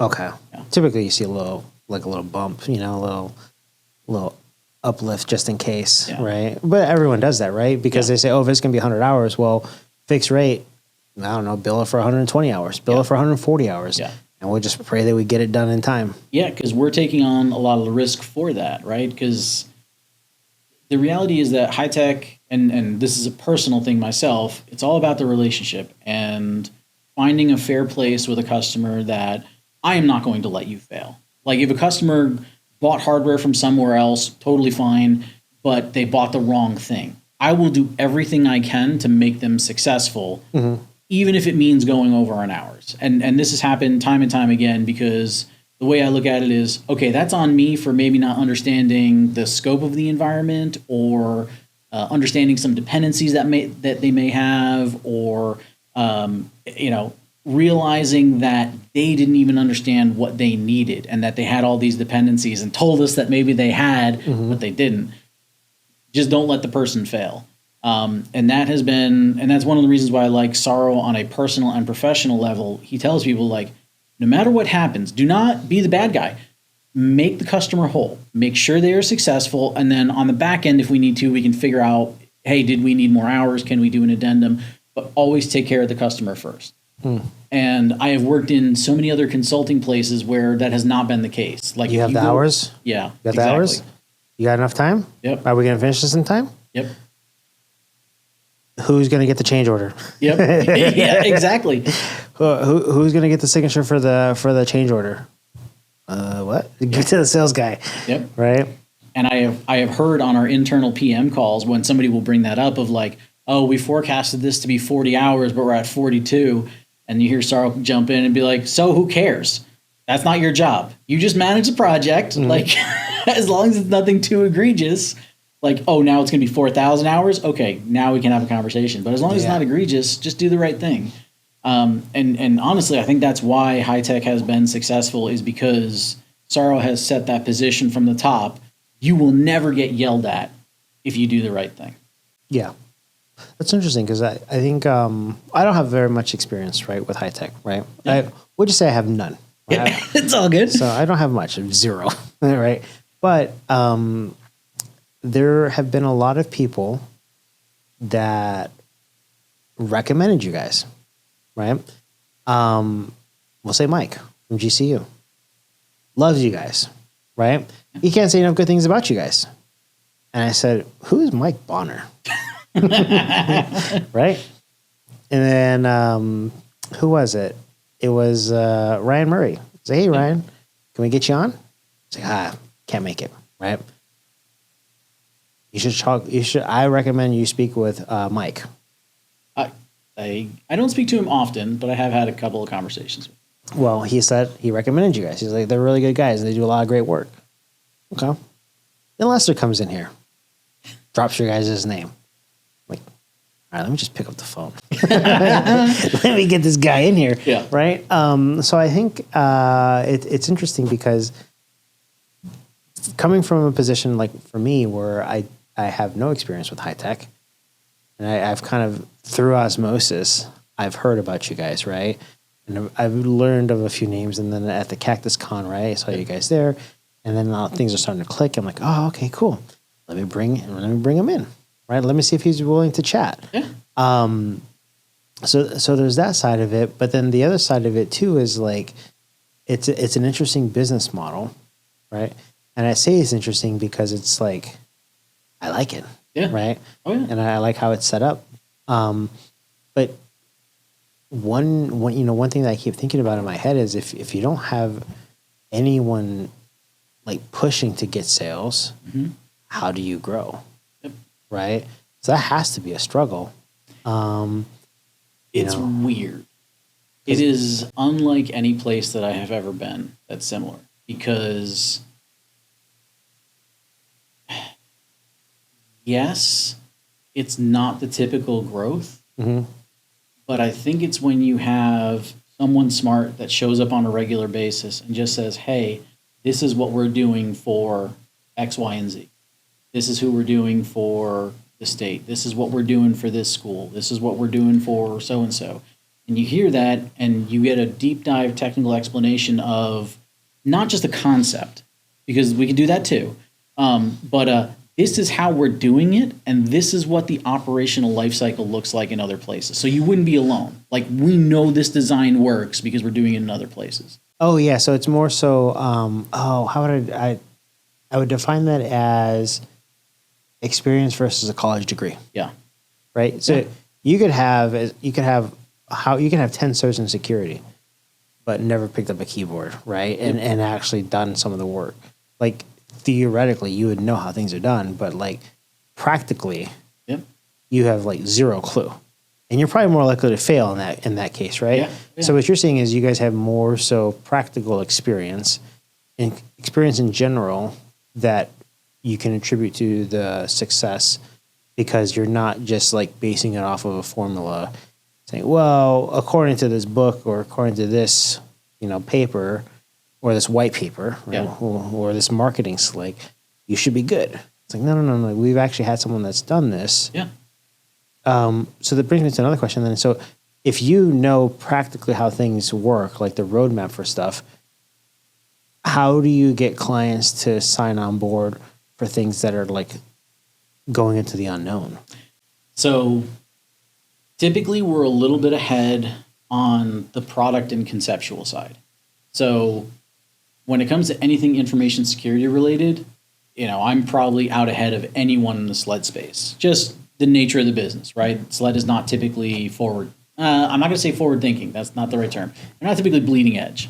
Yeah. So they're more so, my understanding, because I don't do any SLED, right? My understanding with talking with Lester was more so that SLED has budget and they work towards finding what they can do.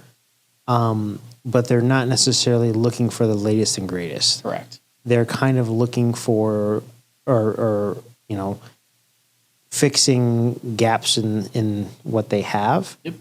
With things that are out there and that have been proven, and that because of the state and how it works, and not state specific for Leicester, but for the counties, right, or the space that they're in, the sector that they're in,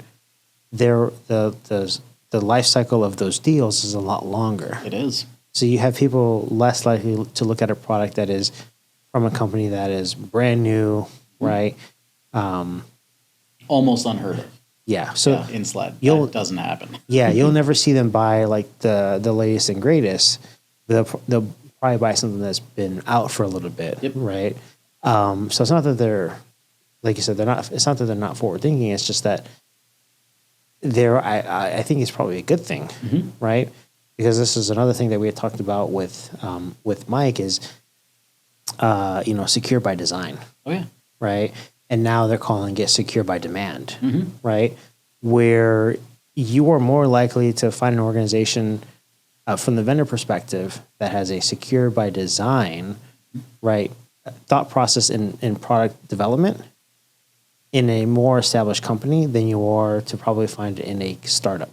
Oh yeah, for sure. Right. And I don't want to say broad stroke blanket statement, but I think there's more ability for a company to have that at a smaller scale. Yep. Right. If they're a security first company, like if they, built by security engineers, I think realistically they would probably go through that process. But I think the reality is most startups don't necessarily have that sort of background. Okay. And they're just trying to push a product to get to market, to get something, to get 100%. to a point where they can get acquired. Yeah. Right. Oh yeah. So the outcome from there is it's a very limited number of newer companies that actually follow a secure by design methodology internally. Big cost. Yeah. And as a result, you don't want your state, local government using something that has the potential to have oversight in certain areas where the bad guys can get in. Oh, yeah. So it makes sense. I don't think it's not that they're not on the bleeding edge. I think it's that they have to be responsible with the money that they get. It is both that responsibility aspect, and I think that a lot of people underappreciate, and I was one for a long time, how much SLED customers do and their size. Where until you go in and you talk to somebody at the state, you don't realize all of the different departments that they service and the critical services that they extend out to everyone in the state. Same thing with the county. Same thing with individual cities. And then when you look at something like school districts, it's easy to think, oh, it's a school district, it's small. No, a school district might only have 2,000 to 5,000 employees, but they might have 150,000 assets.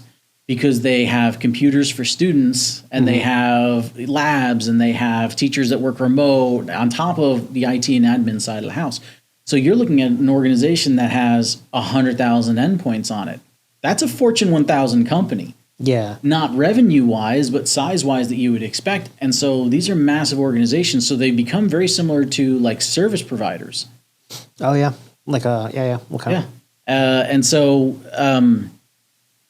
I really, this has been my first foray into sled. I've never done sled before this. And I am so enthralled with the people and the organizations that I deal with. Like, seriously, like I thought I didn't know what I was getting into. Like, what am I going to run into? The people that I have met have been amazing and passionate and way underpaid. Because especially the folks that are wearing 3 to 5 hats, doing all these crazy jobs, and they're getting paid for a fraction of that work.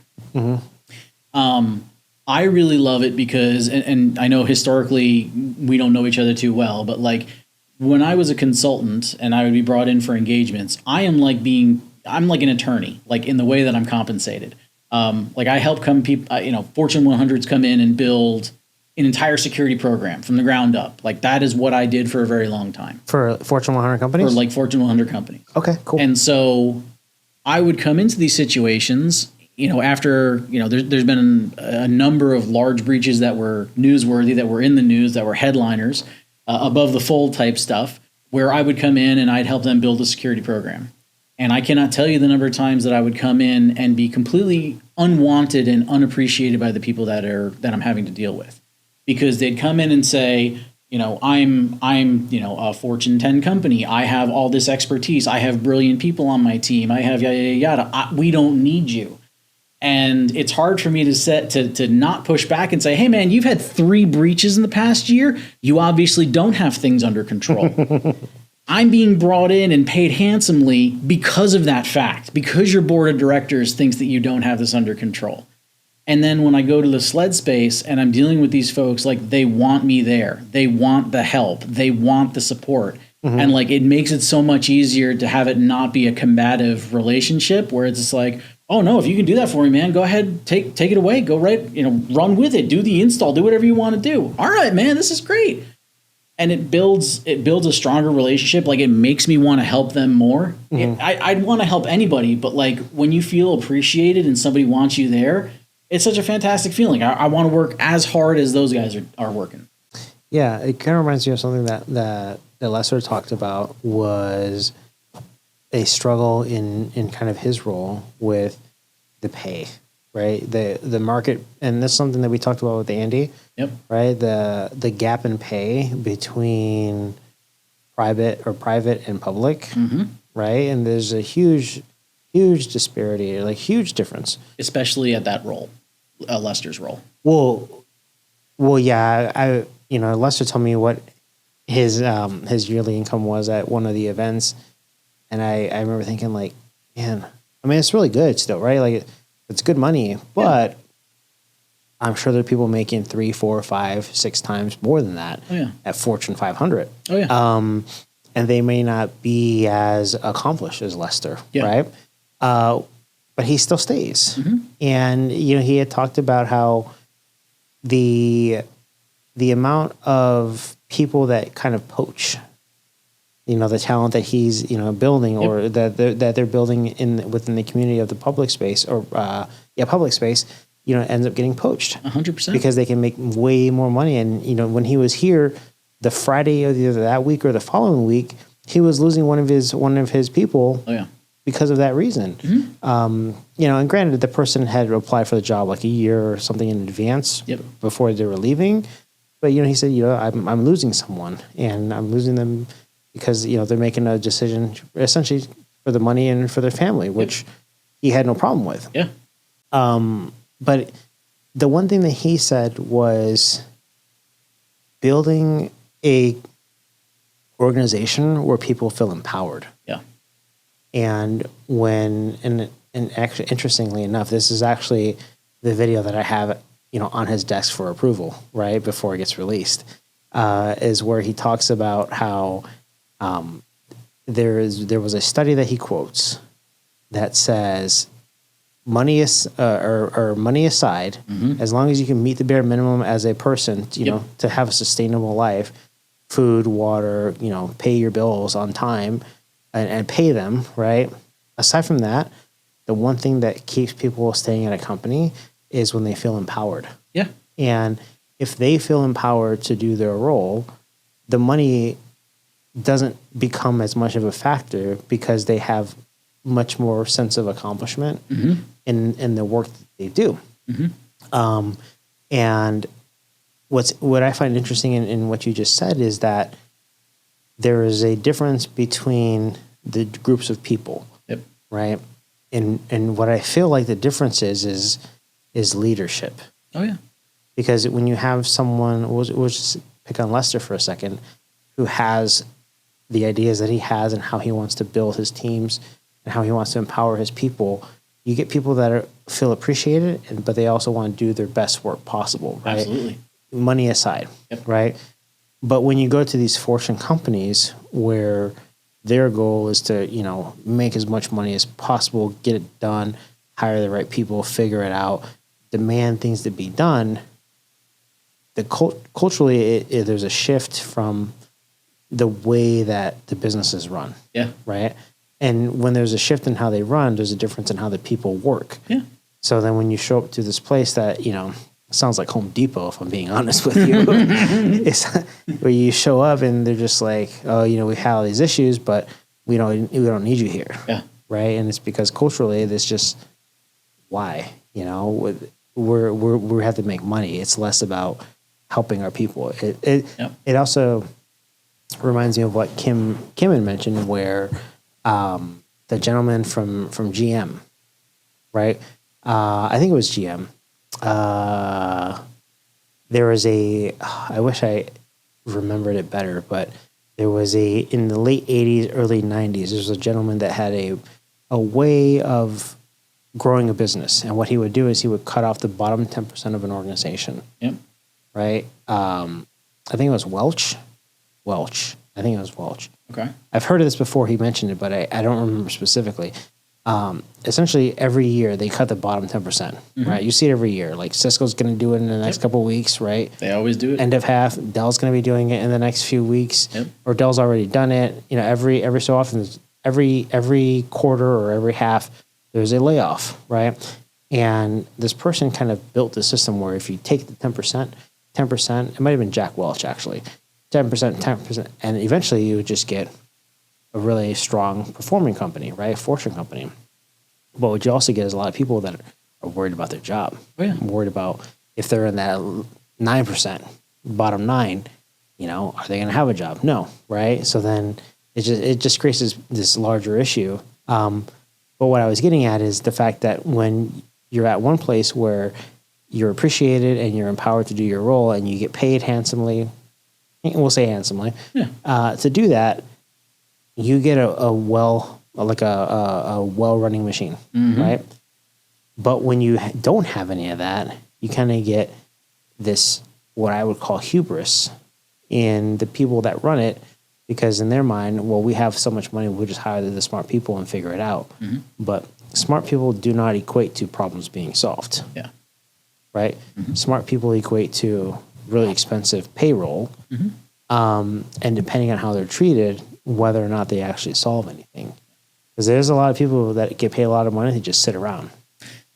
That is entirely too accurate. Right? Yeah. It happens. It happens everywhere. Oh, yeah. There is I don't like dumping on people, but I could think of a number of people that I know. And it's just like, what do you get paid for? I want to get that, right? There's people where you call them like, what are you doing? Oh, I'm playing golf. Nice. Yeah. What are you doing? I'm at the gym. It's 2:00, man. Yeah. What are you doing? Yeah. I'm working. Right? What are you doing? Oh, I'm over here. I was both lucky and unlucky to have my forced year off. And so in that time, I have always thought of myself as someone who's never going to retire just because I enjoy what I do. that gave me some time to realize that I will never retire because I will go crazy. In that, like the first 3 weeks, it was like, okay, well, I'll work on stuff around the house. You know, I'll replace the light switches that I've been meaning to do for a long time, replace some fans, you know, things that have been on the list but never came to the top. And after 3 weeks, I was like, oh my God, I need some challenging problems. I need interesting problems to solve, right? Like, I will never be the person that just sits around and does nothing. But yeah, there's a lot of folks out there who are all too happy to just cruise, and it drives me nuts. And it demoralizes everybody else when they see it. Yeah. Or when people get promoted. Yep. That a lot of people don't feel should be promoted. I've seen that happen a few times with, you know, places that I've worked with, like we'll say client-wise, where people were, say, an engineer and they got moved into like an architect role. Yep. And the entire team is like, oh, I hate this. It's like, what do you mean? Shouldn't you be happy for your buddy? Yeah, but like, no, right? This person does this or this person does that. There was one client that I worked with where everyone knew the guy, he would be working, but like 80% of the time he was on the phone either with his wife or he was looking for his next vacation spot. Oh. And he was like one of the senior engineers on like a larger team, probably like 10 to 15 engineers. Yep. And there was architects and a bunch of engineers that kind of all sat together. This was back before COVID. Yep. So now he just does it at home. Yeah. But it's like 80% of his day is spent not working. Yeah. And there's, I don't know, there's just a lot of people that have that. Now, maybe when I say a lot, would just saying it. Like, I don't have any proof that it's a lot. Nah. But I feel like there's definitely a good number of people. Oh yeah, and you find people that ruin it for other folks. So I worked with a company that had a security engineering team of about 60 people, and people got to work from home for I think, depending on your plan and seniority, like some people were full-time remote. You got to work from home even when you lived in Phoenix. And people not only share their work lives, they share their social lives. So you would have friends, people that would become friends and you know, be on Facebook, you know, become Facebook friends. And we had one engineer one day who basically was in a loud environment, but was on this call and was like constantly going on and off mute to talk, but wasn't really being productive. And then later that day, this gentleman's wife posts photos of him at Disney World, basically saying like, oh, so-and-so is working on the phone again while in line, you know, for a ride at Disney World. And, you know, that immediately went around that office. Everyone lost work from home for a little while because of it. Because it's like, hey, man, you clearly aren't working. Like, there's no chance you could be working from line at Disney. And you have unlimited PTO. Just take PTO. Like, why even play this game? Yeah. Well, wait, this like blows my mind. Yeah. I want, like, I've got a lot of stories. I can't compute. Hang on a second. Hang on. Like, I'm starting to get a headache just thinking about this. So wait, you have unlimited PTO. Yeah. The person didn't take PTO. No. So wait, they get paid for PTO, right? Like when you say unlimited PTO, that's paid, right? Yeah. Because P is paid. Yep. Correct. Okay. So they don't have unlimited TO, right? No, They have no. unlimited PTO. So Yeah. they get paid for their time off. Mm-hmm. And this person is working, we'll say air quotes, working from the line at Disney when they could have easily just said, hey, I'm out of the office this week. Correct. Because some people are so used to not having to do almost anything that it doesn't matter whether they take their PTO or not. I see. I'm not saying this is common, but I have run into this enough, especially like InfoSec. We get pulled into HR investigations where we have to investigate this stuff. Happens way more than people would think. Well, okay. So let's talk about that because it sounds like you've had the experience where you go into the HR stuff, right? Oh yeah. So let's talk about things that you never do. Let's talk about things. Well, hang on. Let me rephrase that. Yeah. Let's talk about things that an employee should never do because security people will find out. What are the top 5 things that an employee of a company should never do on their work computer? So I will get to that, and I will use specific examples. But I want to take a half step back to move forward. Okay. So taking that half step back, what happens in an organization greatly depends on the policies that are written. I hate doing GRC, so that's governance, risk, and compliance. I don't like writing policies, but I have done enough investigations and have enough experience. I understand why they are important, and they are important. Mm-hmm. So if an organization has no policy on acceptable use and doesn't have a policy on what the security team is chartered to do, your hands are tied. Because anyone that has an HR organization is going to understand, hey, if I just go, maybe I don't like this person, or there's the potential that I don't like this person. If they go out and start hunting in this person's web history or looking in their emails and they're not chartered to do so, if that person is terminated, you get hit with a wrongful termination suit. Oh, okay. Yeah. And they are extremely expensive. So the reason policies are there, your employee guides are there, your acceptable use, all of those things are there are to help define what you can and can't do. And I have been in places where, because they were ill-defined, people do crazy stuff on the network. Like because they can, or just because they just don't care? Because it can't be enforced. They don't know that people are looking at this stuff. So really? So they're like committing crimes because there's no punishment? Yes. I don't want to hit the too dark stuff. I have really dark stories of stuff that I found on people doing on work machines. But I mean, I have had, I have a lot of stories. I'm running through the inventory now of like, no, don't want to tell that one. Don't want to tell that one. Yeah. People who are setting up businesses inside of businesses. So like would set up their machine on the network and like set up a NAT address because they're an IT admin or something like that, using company infrastructure to host their own personal business. Sweet. I have seen people do gambling during the day and running pools. Wait, running pools? Like what kind? Like a gambling pool? Yeah, like gambling pools. Like squares or? Yes. I don't know exactly what they were doing. Like I'm not a big gambler myself. But knowing that like they would manage to bypass security controls to be able to install gambling software. Mm-hmm. But why would they just like do it from their phone? That's a great question. Okay. I would also ask that question. Okay. I would also ask, why do you need to do it during the day? Yeah, like you must like really need a hit of some gambling. Oh, yeah. Like, okay. Yeah. So there's a building a system and using company resources. Yep. Adult materials. No, that's standard. That's a given. I was at a place where I was, and this was not the last place. Just to clarify, if anyone's wondering, this was a place before that where I was walking by a desk and we had a contractor there because there was construction that was being done at one of the sites, and he was a contractor, and he had a pistol in his drawer, top shelf, that he wasn't supposed to have, and there was one time people would walk by his desk and they're like, "Is he really watching that?" And the answer was yes. So yeah, probably like 65, 75-ish. He just gave zero shits. Oh yeah.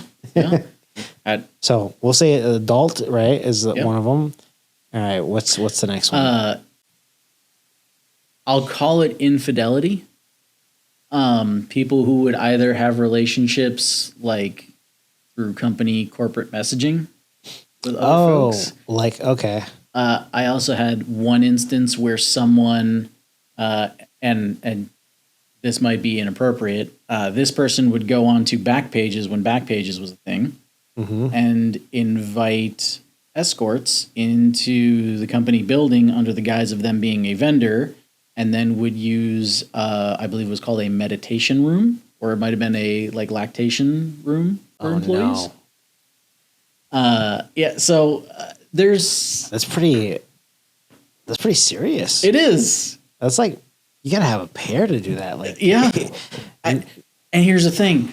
I'm saying that as if it was one instance. It was not. I have done many of these over my career. So more than one person has done this. Oh, yeah. Across multiple companies, across multiple countries. They would just call and say, hey, come through the office, put on a badge. Oh, my gosh. Yeah. So that's those 4. What's the top one? So the one I've run into most recently and has been the biggest thing is insider threat. So you have an employee who feels like they are undercompensated.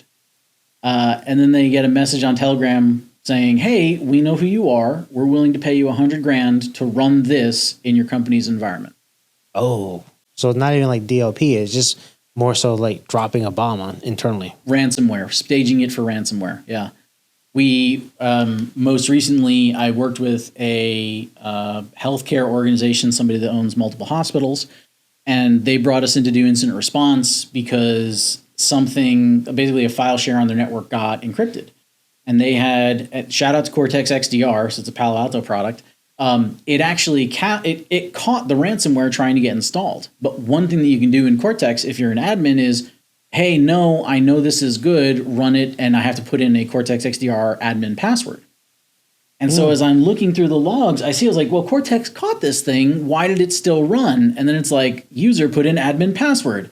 And it's like, oh, so, then we start digging into his machine, and he had all these Telegram conversations on his work machine. Oh my gosh. So like I had a snapshot on forensic image of his workstation of him having these conversations. And it's like, man, you are stupid.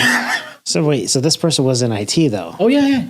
So, An admin, a trusted admin who just didn't have enough money, and they hit him with $100,000 worth of Bitcoin to run this software in his environment as an admin. Did you guys show that the money was received on his end? Oh yeah. So he had his account on that laptop as well, or I should say he had accessed his account because it was like a Bitcoin account. But like a wallet or whatever. Yeah. Okay. So he had accessed that wallet from that PC, and so we were able to be like, no, on this day you got 6 figures paid worth of Bitcoin. And then so what happens when this person gets caught? Like, do they just go to jail? That person is in jail. Yeah. Really? Yeah. Strangely enough, hospitals don't take too kindly to people trying to ransomware them. Yeah, I can understand why. It's so weird, right? Yeah. So, wow. I had heard of insider threat, but I never realized that people would pay. But I guess it's like not the return on aggravation, the ROI, right? Is if they spend $100,000, they could easily squeeze out a few million. Yeah. So to them, they might be willing to take like a 5-person shot and say, well, $500,000. And that $500,000 can turn into $5 million. Yeah. Right. So we get 10x our money. The numbers that get published by the IC3 and even insurance are almost an order of magnitude off of reality. So like an order of magnitude, you said? Yeah. Like the largest ransomware that I think has been publicly disclosed was $40 million. But you're saying it's closer to 400. Well, I take that back. So I would say maybe on average, it's higher than people expect. Because like if you go and look at the average, I think it's somewhere like $80,000, but it's typically, from what I have seen, much higher. That maximum is not actually the case. Wait, was 40 million what they paid over at MGM? No, I don't know what MGM paid. Okay. The largest one I have been a part of that was not publicly disclosed because it wasn't it was a privately held company was $50 million. And, the incident response community is small. And so we share stories at bars. And so like, not to give details, but the largest one that I know that friends have been a part of paying was $75 million. So the one that's public is almost half of ones that are happening in private spaces. What would you say the total revenue between the two companies would be? Between the private and public? I don't know. I've seen big numbers in both. Even in publicly held companies, I've seen multi-million-dollar payouts. Like I think they're more just based on how big someone thinks the organization is revenue-wise or profit-wise. Okay. Well, I was thinking like if you say the largest one known recorded public company is 40 million, but you've heard a story of a private company getting paid 70 or paying out 75. Yeah. my question is that 75 is out of a $1 billion a year top line revenue, Typically. right? Yeah. Or was it 40 million out of a, what was it? What was the ratio of the payment versus their top line? Is kind of what I was wondering. They're typically going to be aligned to top line. So in the same way that in the biz dev world, we have DBAs who can help us figure out like what companies we want to target from like a biz dev perspective. Ransomware groups also have DBAs, and they use the same tools we do. They use Hunter to figure out, like Hunter.io, to go figure out who's in an organization.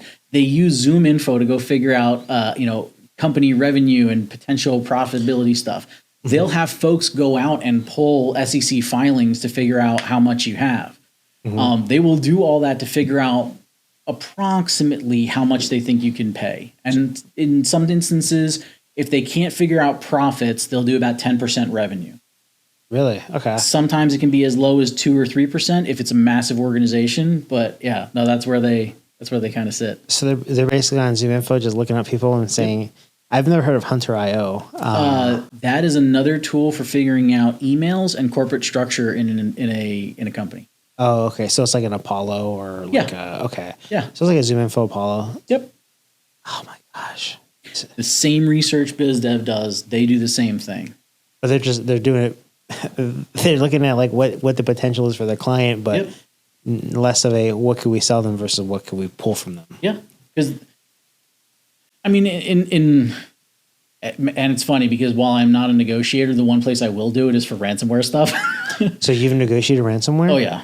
Really? Like you have a client that says like, "Hey, we just got popped. Mm-hmm. You help us, talk to these bad guys, basically." Oh yeah. And I have been a part of paying ransomwares. So you just like pick up the phone? No, it is almost always like legal, right? Like it is chatting. So when you get ransomware, they're going to give you a portal effectively. They used to be more public. They give you a login? They give you a login. It typically has like a unique code unique to the campaign that you've been hit with. Okay. So you'll log in and then it typically will say, depending on the ransomware vendor, some of them will be upfront and say, you owe us $30 million. If you pay in the next 7 days, it'll be $15 million. If you want to pay in Monero, it'll be $17 million. And it'll typically have a little chat box and you can go back and forth. They are sometimes, in my experience, slow to respond. And so they're kind of like dragging this out, making this a little bit more painful, especially if they know that they've got you. If they know that they wiped your backups or that you can't recover, they make it really painful because what they're trying to do is they're trying to build a board of directors up your butt, angry customers up your butt. Like they want to make it as uncomfortable as they can to get you to pay. Mm-hmm. And then typically it is here's a wallet address, go pay it. It's not as common now because the ransomware marketplace is so massive. Insurance is trying not to pay. They're trying to do everything that they can to not.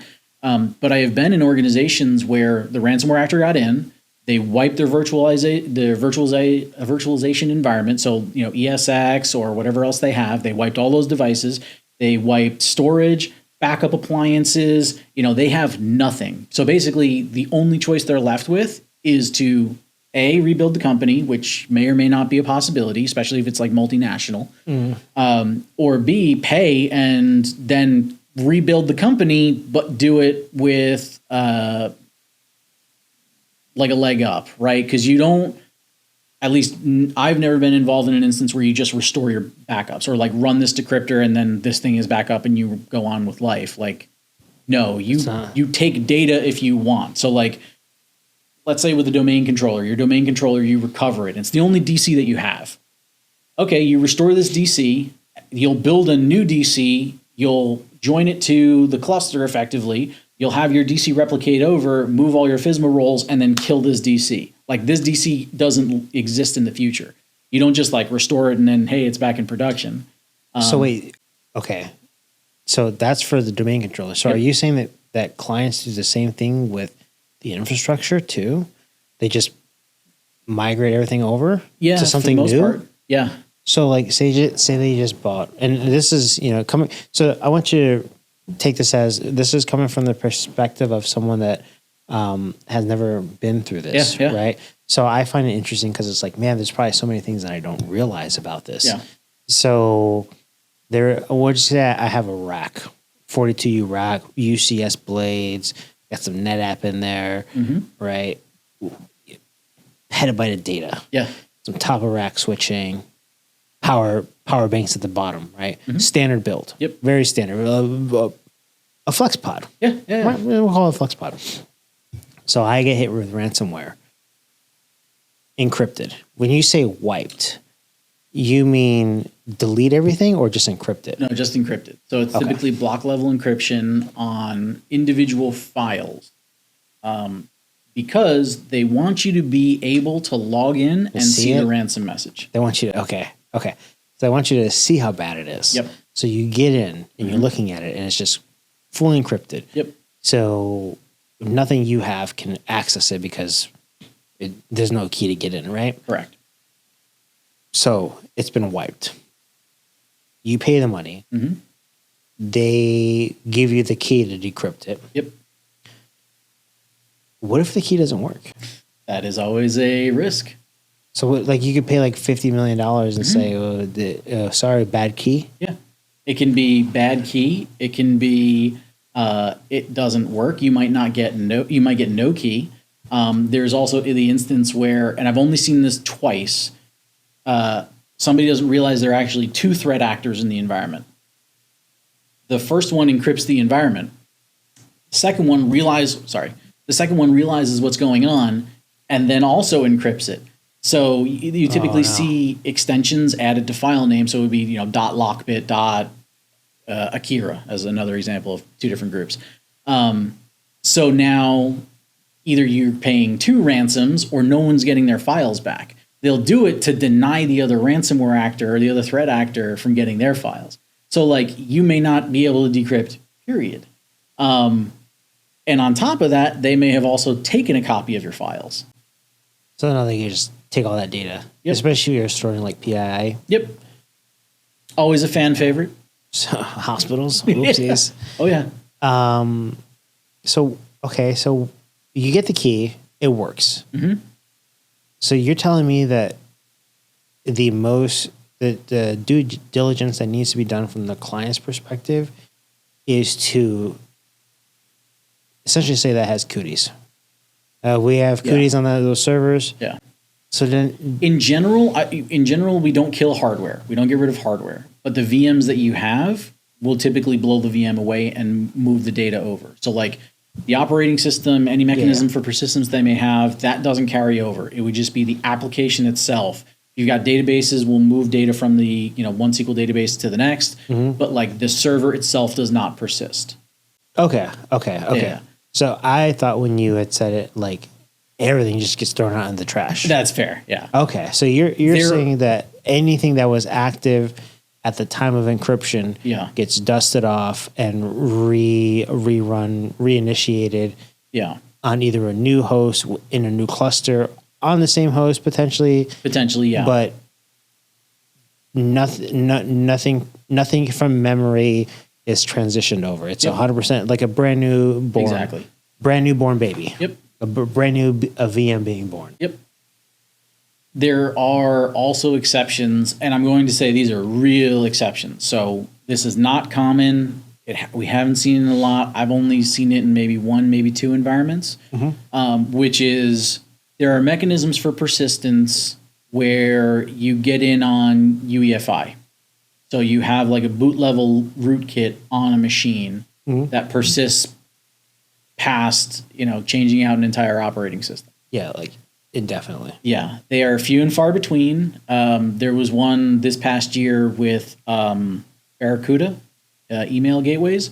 They basically had a vulnerability that you could establish effectively UEFI level persistence on these boxes. So no matter what you did to them, they always had access. They always had access. And so Barracuda did the responsible thing and basically did a recall and said, hey, if you had this appliance, send it back to us and we're going to just send you a new one. Like that's how bad that is. It's not common, but it does happen. That's crazy. Yeah.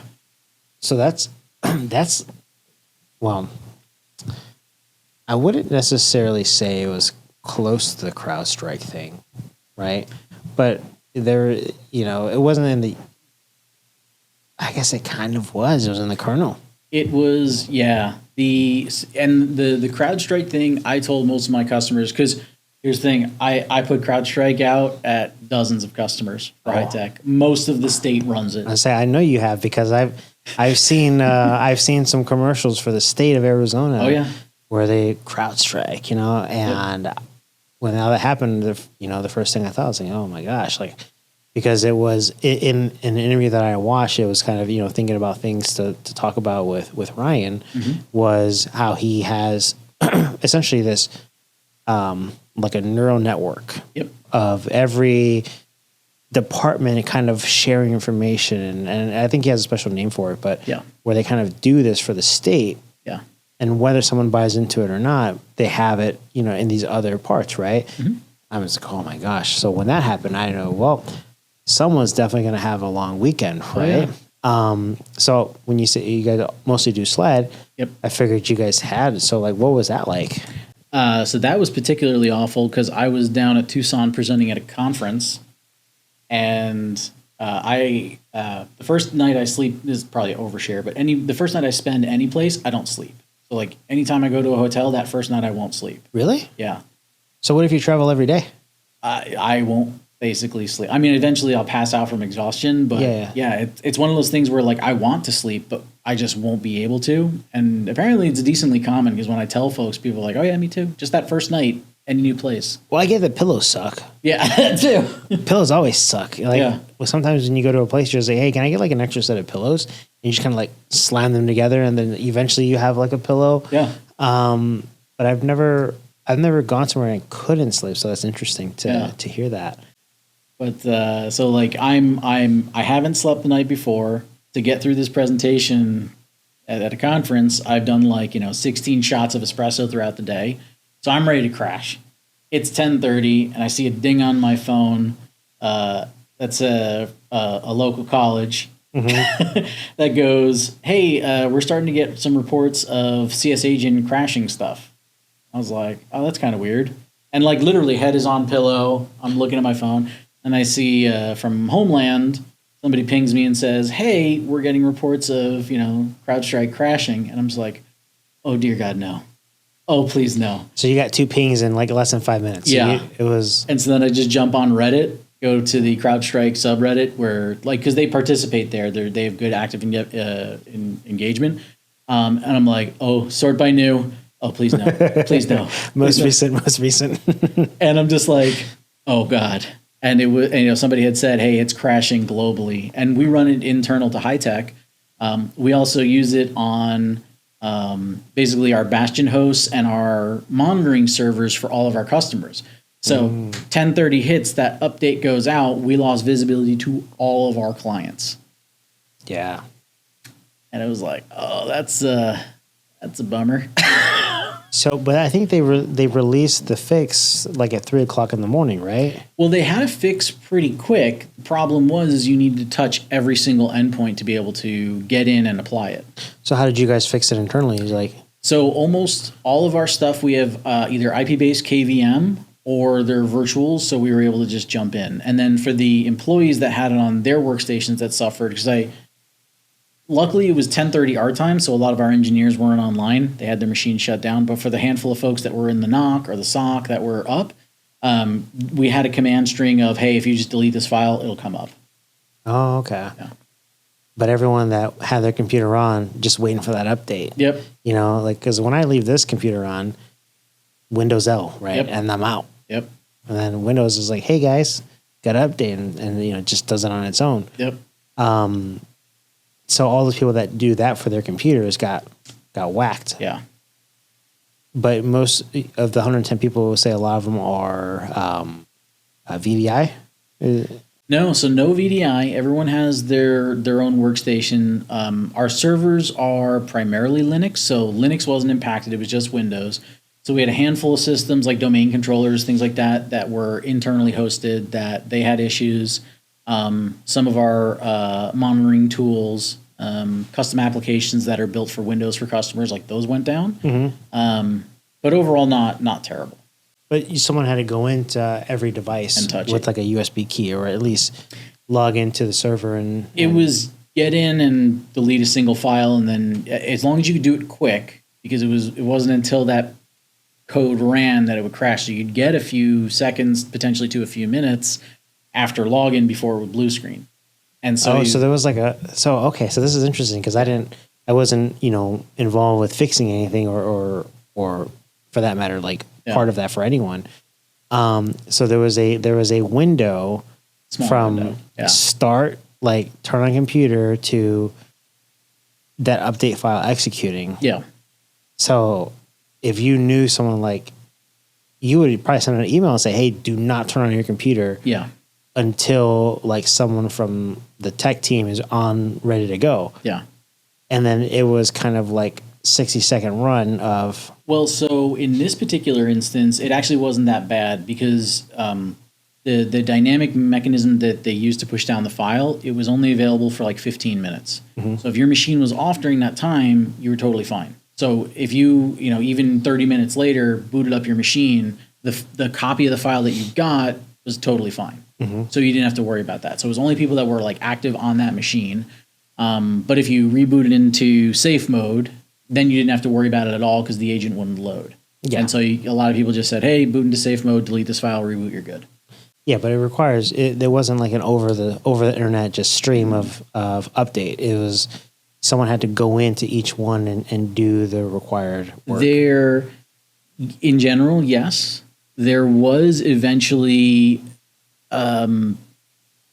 steps that somebody put out that had some level of success, which was because there is a small window of time that you can get into that machine.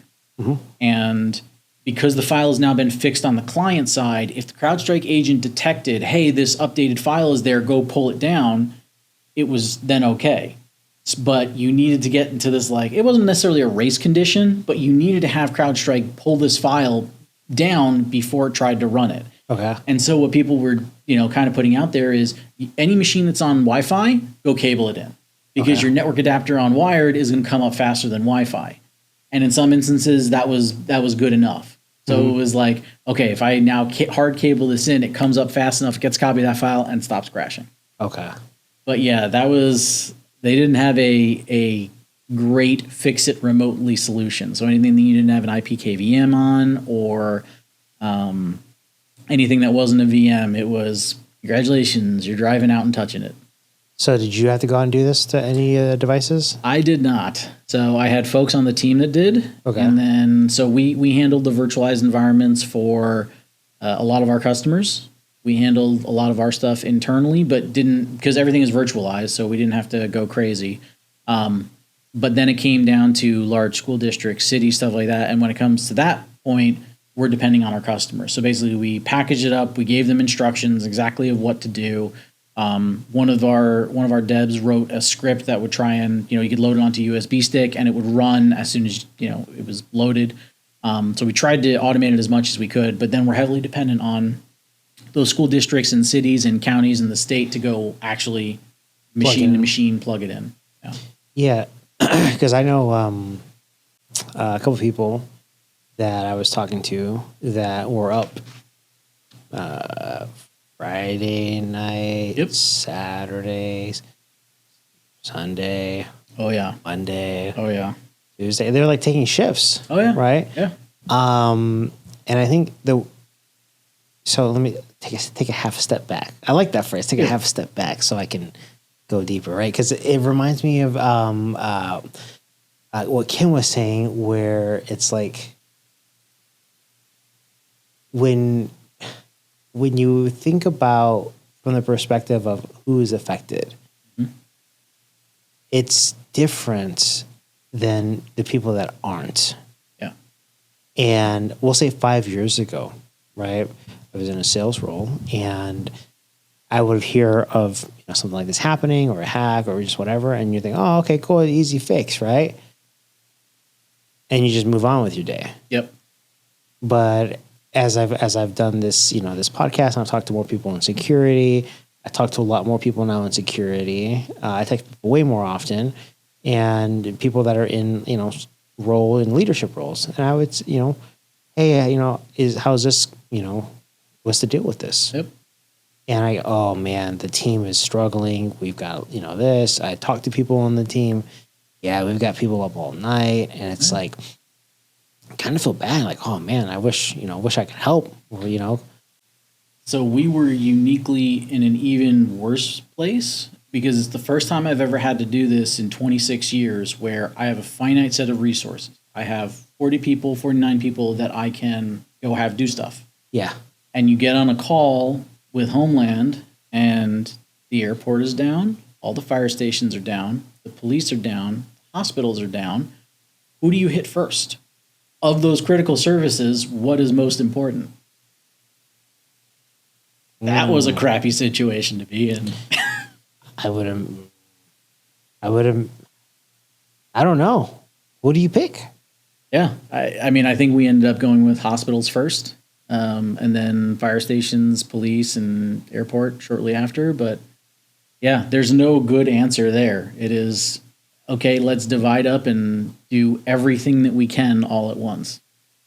Yeah, because it's like, who do you fix? I've got a couple of questions on SIM swapping. Sure.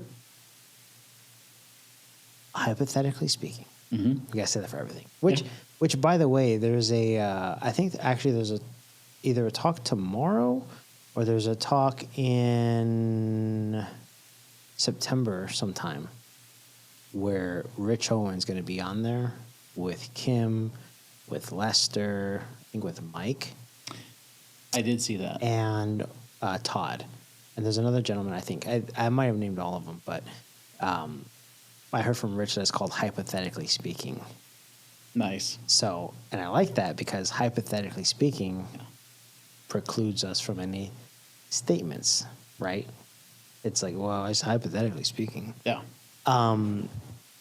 So I'm new to, so like I told you, my background isn't necessarily technical IT. Mm-hmm. Right? It's technical in other ways, but not specific to IT security, right? So when we talk about SIM swapping, I get all kinds of crazy ideas in my head. And I'm thinking about like, oh, well, what about this or that? But one of the first things that came to my mind was when we had talked about these companies that exist, the access brokers, Mm-hmm. right? Why wouldn't someone just sell the information? So like, why wouldn't you just become a member of this community and then take that information to the companies and say, hey, for $20,000 a month, I'll let you know if your name ever pops up. So you don't have to pay someone $100,000 a year or $150,000 a year. I'll maintain my identity. And if you're a paying customer, I'll just show up to your door and tell you that your stuff's for sale. And you get 10 customers you say you get the Fortune 10 companies. Yeah. Now you've got one guy doing the job of 10 people.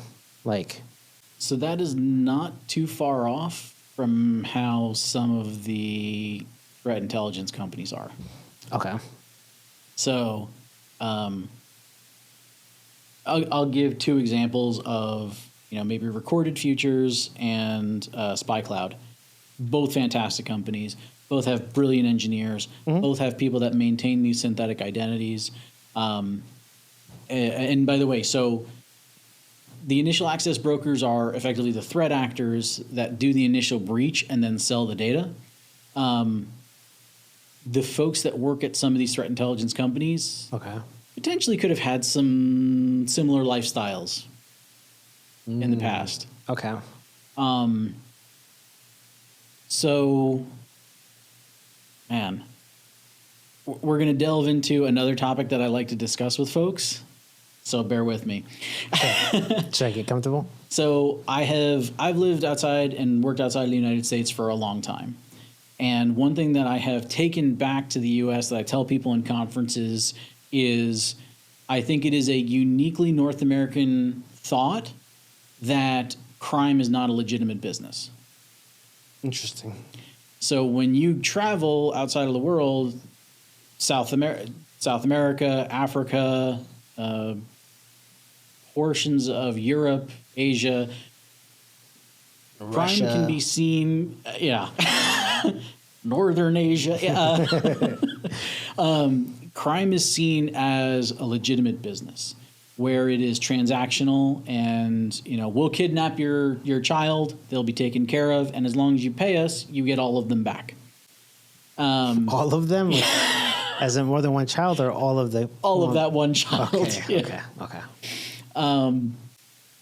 And so, I have lived in some of these places. I have experienced these organizations. I have dealt with them on a variety of things, most of them business related.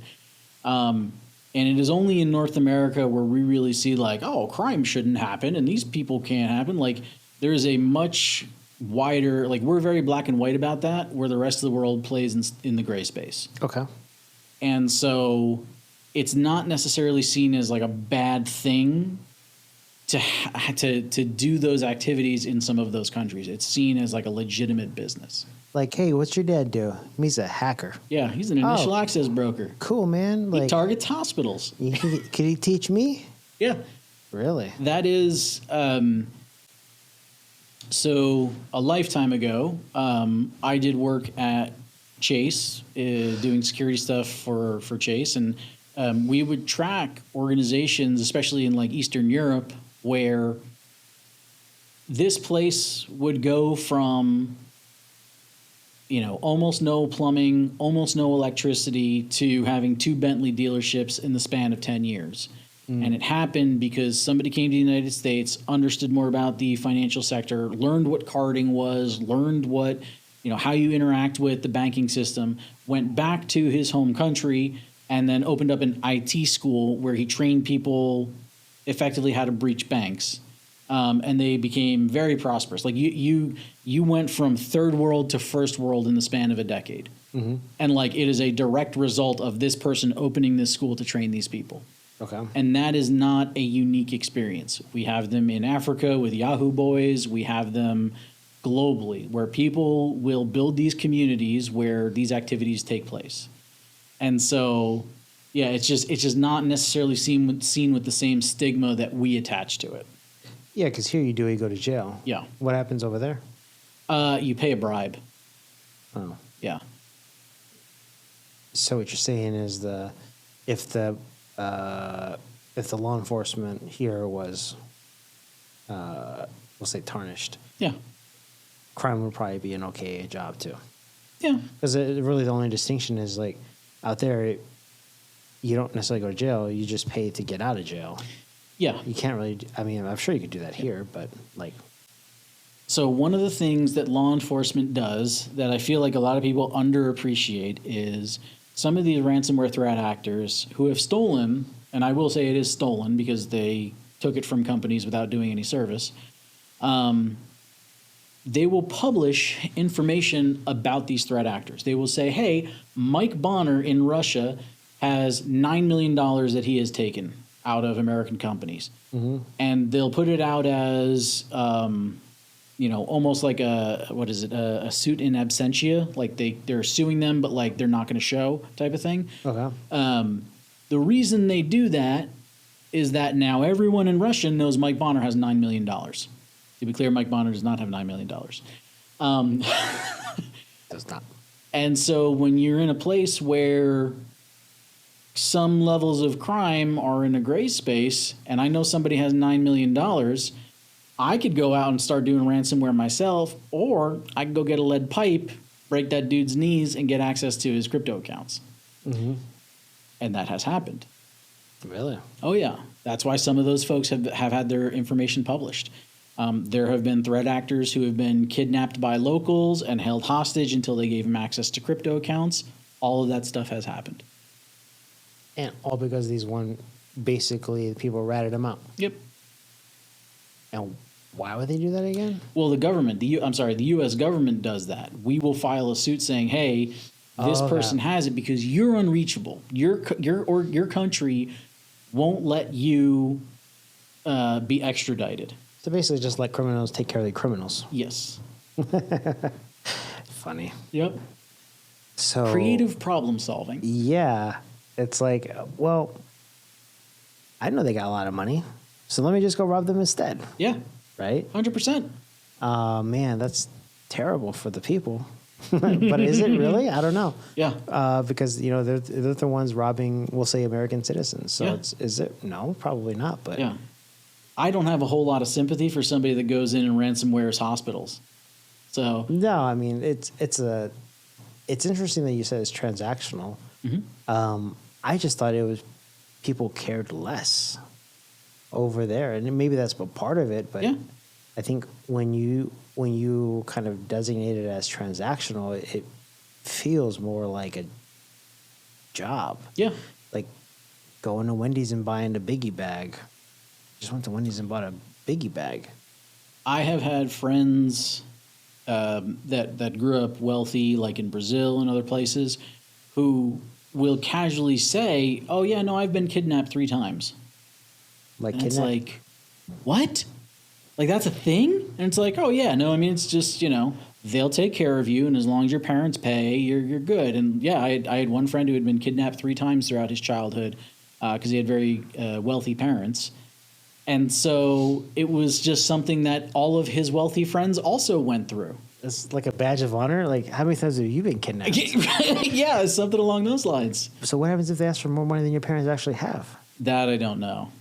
I mean, from what I understand, like you would not get your child back kind of thing. But do they become reasonable in their asking price? That is my understanding. Okay, so it's not like they're like, all right, mom and dad have $5 million, 4.5 for the kid. Yeah. It's not going to be something like that. You're going to keep this kid. The trouble kid anyways. Man, I can't imagine that actually happening, but... You obviously don't understand your negotiating position. Yeah. Keep him. Well, hopefully he can help you get $5 million from someone else, Like, Yep. Yeah, I've been kidnapped 3 times. Really? Yep. Last one, my parents paid a few $100,000. Yeah. And then, honestly, what that almost feels like is people are like, how much have your parents paid for you to get kidnapped? Or what's the highest amount your parents have paid to get you back? Yeah. And then it becomes like bragging rights. Personal example. So I have always been told growing up, when you travel abroad, keep your passport in a safe. Like, don't bring it with you. Don't travel around with it. Really? Then what are you supposed to stamp with? Sorry, when you go to that country. So, like, you have to bring it with you, but then when you're in your hotel or wherever else, make sure it's safe. Oh, so don't keep carry it on your person. Exactly. Okay. So many years ago, I went and got my international driver's license. I had to do some work in Russia. I left my passport because I had my international driver's license. So I left my passport in the hotel safe. Police pulled me over for no reason, effectively. Realized I was an American and asked for my passport. And I said, well, I don't have it. I have it back in the hotel. And that was when I learned that when you travel in a foreign country, you were supposed to keep your passport on you at all times. I did not know that at the time. I know that now. So what these lovely police officers were happy to do was drive me to a bank in, I think it was in St. Petersburg.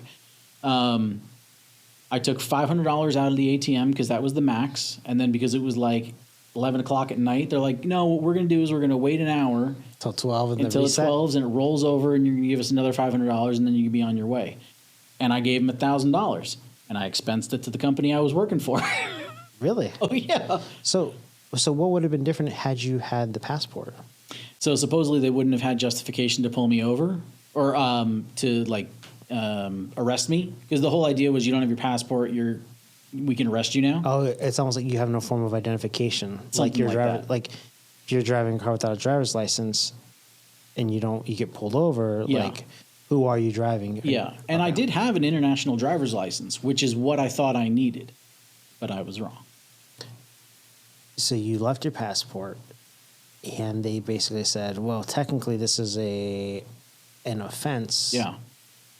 We can arrest you. Do you want to go to jail? Yeah. Did they ask you if you want to go to jail? No, they basically asked me how much money I had, and then they politely drove me to the ATM. What? They just said how much money do you have on you, or how much money do you have in your life? No, how much I had on me, and I was like, I don't remember at the time. It was, a handful of dollars that I had for just this was late 90s, early 2000s. So I got $150. Something like that. Yeah, like whatever I needed for work. And Yeah, I obviously don't remember all the details, but it was something along the lines of like, oh, okay, well, we can either, arrest you or you pay us. And I was like, well, obviously I'm going to pay you. Yeah, yeah, because getting arrested is way worse, right? Yeah. But that's, oh my gosh, like, But that's the thing. Like that, unless you have that experience and realize maybe not how pervasive it is, but how other countries can behave and how they see the world, like you don't realize it's very different than our way of looking at it. yeah, like you said, it's transactional, right? So Yeah. it's less of a like a stigma. It's more so I'm just paying my bills. Yeah. This is how it works. What do you do for work? I just hack and pay bills. Yeah. So, do you think that contributes to why there is so many bad actors? Is just because it's just commonplace? There's almost no stigma, and depending on the country that you're in, there's no impact. There's no risk. Yeah. So it's like everyone here is trying to defend against, we'll say, people from, let's just say, bad actors, and presume that majority of them are out of the country, right? I mean, almost exclusively in non-extradition countries. Okay. Yeah. So we can just qualify because someone would be like, well, there's technically people over here, there's been people caught in California, right? Yeah. Oh, yeah, for sure. So just in general, most of them are outside of the U.S. And if you're in a place where it's not necessarily a crime, it just becomes a job that has extremely high upside. You are almost incentivized to go that route. Yeah. So absolutely, by nature of it, see, and this is kind of where my mind starts to get blown, is where when you think of the number of good actors versus bad, there's a magnitude of difference, if not multiple. And it's like, how are there so many people? And it's like, culturally, right? Whether it's cultural or socially, where they're at, it's not a big issue. And it's, in fact, it's just kind of just like a 9 to 5. Yeah. And when it's just a regular job, it's easy to recruit because there's nothing punishable. Yeah. And if there is, you'll make enough to pay for whatever you need to get out of the issue, right? And extending past the cyber domain, this has been a long-standing thing in a lot of countries. And I've done some work for the DRC, Democratic Republic of Congo. And the Congolese, it's almost a point of pride when they can come up with a scam or a path that they can get more money out of you. Because it's a cultural thing. Like, to them, not only is it not seen as wrong, but it is a point of pride. Like, it's something that you will take to a bar and brag about to your friends when you manage to rip off a company. Like, I got $200,000 out of this company for, popping them doing this. Like, and it has been a long-standing thing. And it's not just cyber, it's physical stuff. Like, because I did stuff for a company that had a presence there, and anytime we needed to move hardware in and out of the country, we were paying bribes. And so it was a point of pride that they'd be able to get more out of us on these bribes. Really? Yeah. So they're just like, yep, we popped them for $150K. Yep. So normal, well, I say normal people with air quotes, right? Like, you go to the Olympics, you win gold. In some countries, you get someone for $200,000, you're like a national hero. Yeah. Really? Or at least a local hero.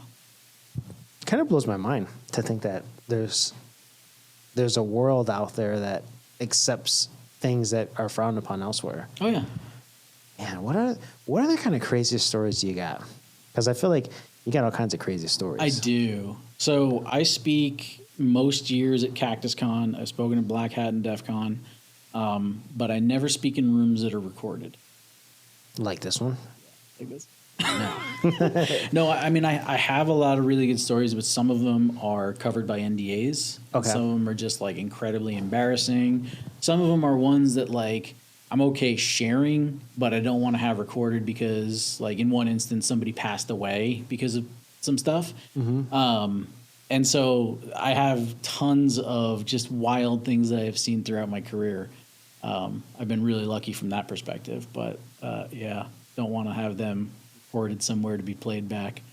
I have far too many times been in rooms with attorneys that have very nice Armani suits, proceed to tell me or explain things to me about what I can and can't do. Okay. So You have to temper what you say, yeah, or at least what's the word? Sanitize.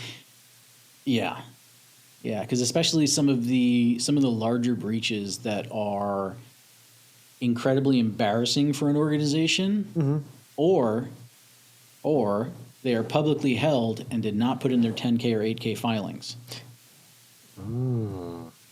Hypothetically speaking. Yeah. Hypothetically speaking, there are companies that exist where shareholders, right? Public companies, Yep. publicly traded companies, where there have been incidents that were left off of the 10K filing. Yep. And have ever been uncovered, or that? No, I've never been uncovered because someone was able to explain away a fee or a payment. And if it's not, I've been a part of them. I've been a part of a few incidents that I don't understand how they hid them because they were so substantial, but they never come to light. And yeah. So, okay. So we won't say who it was, right? Because you can't and you won't, which is perfectly fine, right? It's like I'm not here just collecting dirt on people, right? Yeah. But I find it interesting that there are. Okay, so did you go to the most recent Data Connectors event? Okay, so there was someone there in the audience. So they had an FBI guy there, and they had the CISO guy. Okay. I think his name is Frank. Grimmelman? No, not Grimmelman. Okay. Maybe it was Mark. I don't know. I have to look it up. But he was on stage with a couple other people. One of them was an FBI guy, and they were talking about, how the FBI gets involved when money comes up, right? FBI's, if money is transferred or things, it's the FBI problem, right? When it's over $1 million. Oh, is it $1 million? Okay. And so the guy, I believe it was CISA. I have to double check, but he is kind of like an advisor out here locally. Is that Jerry Keeley? It might have been Jerry. Okay. And he said he was really good friends with Lester because Lester was in the audience. And they were kind of talking back and forth on a couple of things, I believe. And then it came to the part where it's the Q&A. And one of the people in the room said, because they were talking about reporting incidents, and one of the gentlemen in the room, and I don't know who he was, don't know where he worked. I was in the back, so I couldn't even see the guy, but I heard his voice. And he goes, where do we go if you know that, what were his words? Essentially, and I'm going to kind of paraphrase because I don't remember his words exactly, so I don't want to say that I did. Yeah. But it was essentially, where do you go to report that there are bad things happening, but leadership chooses to look the other way? Yeah. And the entire room just went, and I don't know, to me, it seemed pretty brave to ask that, considering if someone knew who he was, they could be like, well, yeah, who is this? Something's going on over there. Is this happening today? Yeah. Right. And the way that he asked it just felt like someone that knew that something bad was going on, but they had nowhere to go. So almost like in a sense, trapped. Like you could just feel it in the way that he asked it. And they go, well, we would recommend you reach out to like your local law enforcement. And then they kind of just like moved on. Yeah. So your story reminds me of this person that said, hey, like, what am I supposed to do if I know, but I have no one to go to? Yeah. Is there anything you can do? Not really. That's the unfortunate thing. I mean, you can try reporting it to. So the FBI has an anonymous reporting site. CISA has a reporting mechanism, so you can report those things. But the reality is they get a lot of tips that they just can't follow up on from a time perspective. There's also financial limitations where if it doesn't pass certain thresholds, they have finite time, they have finite resources, and so they basically have a threshold of if you don't pass this bar, we'll give you a case ID, and then that's it. Like there will be no follow up on this. Okay, so it would be basically like a ticket that never gets answered. Yep. Just to say that we got a ticket. Yep. Oh man. So, what happens if this ever comes out for these companies? I mean, on occasion it does, and they typically get massive fines because of it. I've worked with one client who experienced an incident and hid it, and now they are under an FTC consent decree, and like got multi-million-dollar fines because of it, and yeah, they probably should have gotten a lot more, but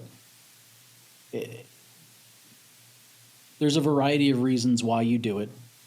Some of it is a liability perspective, where if I'm dancing around a specific scenario and trying not to make it too obvious like who it is, but I'll give you an example, and it was a service provider who had 20 some odd thousand clients. They had an incident. Because they had an incident, all the clients had an incident? They went downstream to 20,000 clients. It actually ended up being like 18,000 something.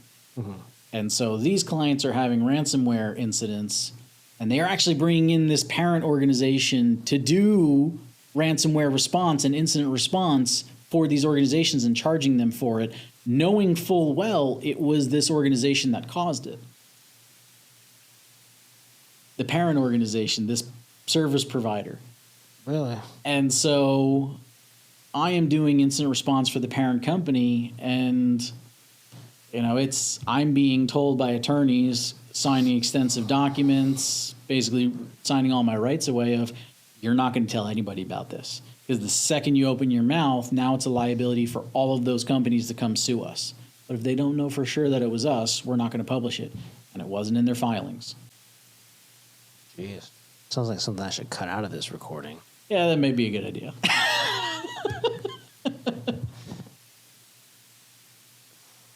That's like, it's almost like depressing, because when you describe a situation of where people know that bad things are happening and they look the other way, they're typically probably not in security. Yes. I mean, every instance that I have run into, it's typically general counsel who is trying to limit the liability for the organization. Yeah. So they're doing all this work to kind of reduce whatever burden they have to pay, or whatever financial obligation will come as a result of it. But they're making those decisions from the perspective of what's best for the business to survive. Yes. Right? Yep. And you have security professionals that do what's best for the business to stay safe. Yes. Right? So you have two competing thought processes, where one is, how do I protect the business? And then the other one is, how do I protect the business from a financial perspective? Yeah. And they don't necessarily align, because you now have someone that says, well, technically you're doing this wrong, and this is how you fix it. And then you have someone else saying, well, we don't want to spend the money to fix it because we either don't have it or it's just not worth it. Can we just rush this under the rug?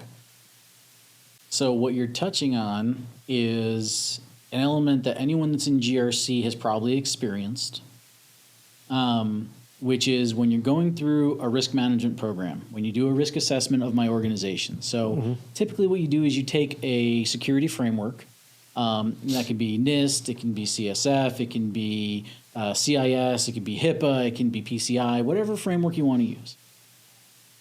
You will run into instances of if I bring in a third-party assessor, if you bring in me, and I produce a bad report that says all these things that you're doing wrong, that's now a discoverable document. Oh, in legal terms. Yes. And so the way they get around this sometimes is instead of you giving me that document, you are going to hold on to that document as a third party. You will do a presentation and never give me a copy of it. Oh my Or gosh. alternatively, instead of IT bringing me in to do a security assessment, they will have general counsel bring me in and say, this is a working product, which is so it's like something that's as part of building a protected work product. So like something that legal counsel can ask for that is going to be protected from discovery. Oh my gosh. And so there's workarounds. Yes. And so a million years ago, I worked at a different company, and our marketing person, and stay tuned, this is going somewhere.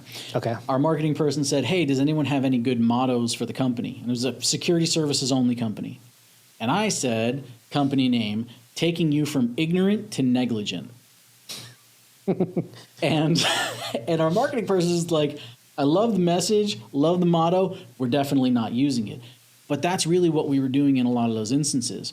We were uncovering stuff that now makes somebody negligent because they were delinquent in their duty. Mm-hmm.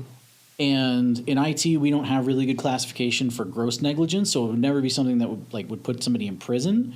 But you are clearly being negligent if you know about a problem. And so what a lot of people will do is either never do the investigation, or as soon as they know, work really hard not to fix it, but to sweep it under the rug. And it's infuriating from my perspective, especially when some stuff is easy fixes and they just don't want to do it. Why would they not want to do it? So sometimes it's because it would look like a failure to their boss that On they them? didn't do this. Yep. Sometimes there's a financial aspect, like if you have some basic controls that you're not meeting and you have been attesting to for years that you had them. Sometimes there's a financial impact there.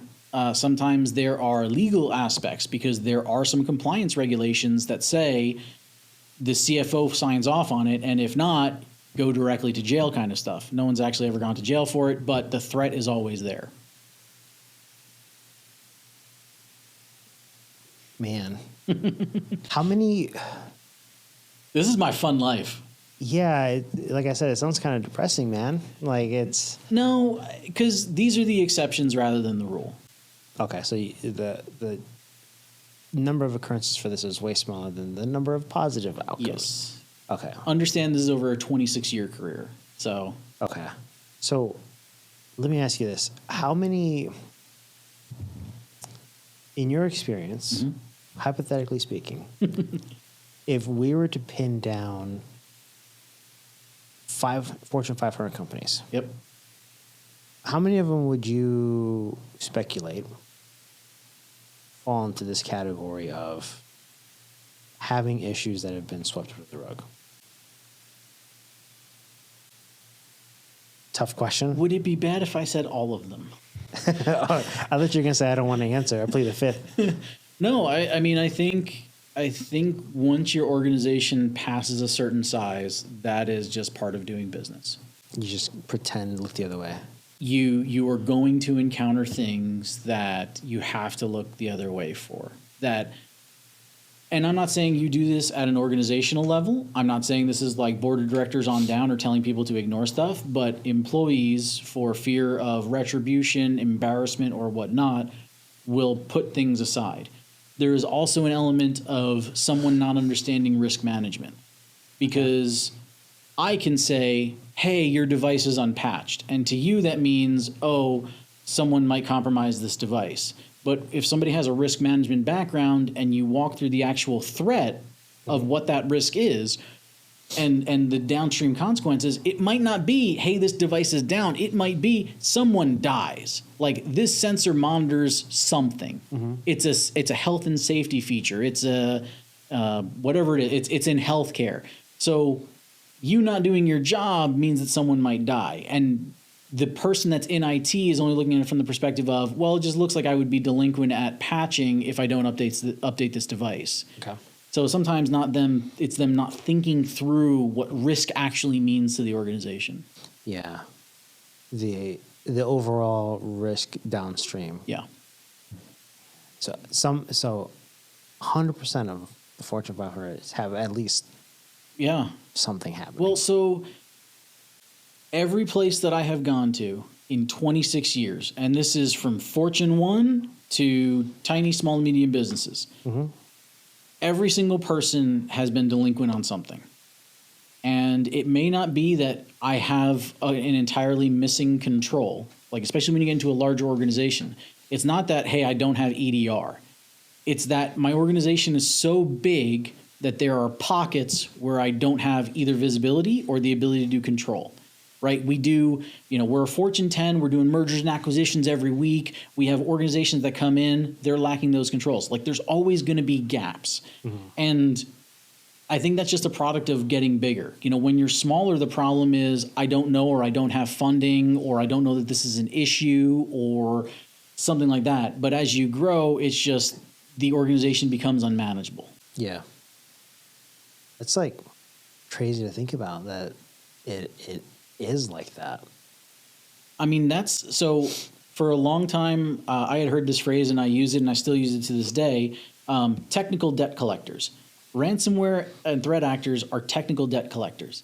And on average, 63 companies get popped every day in the United States. Really? Yeah.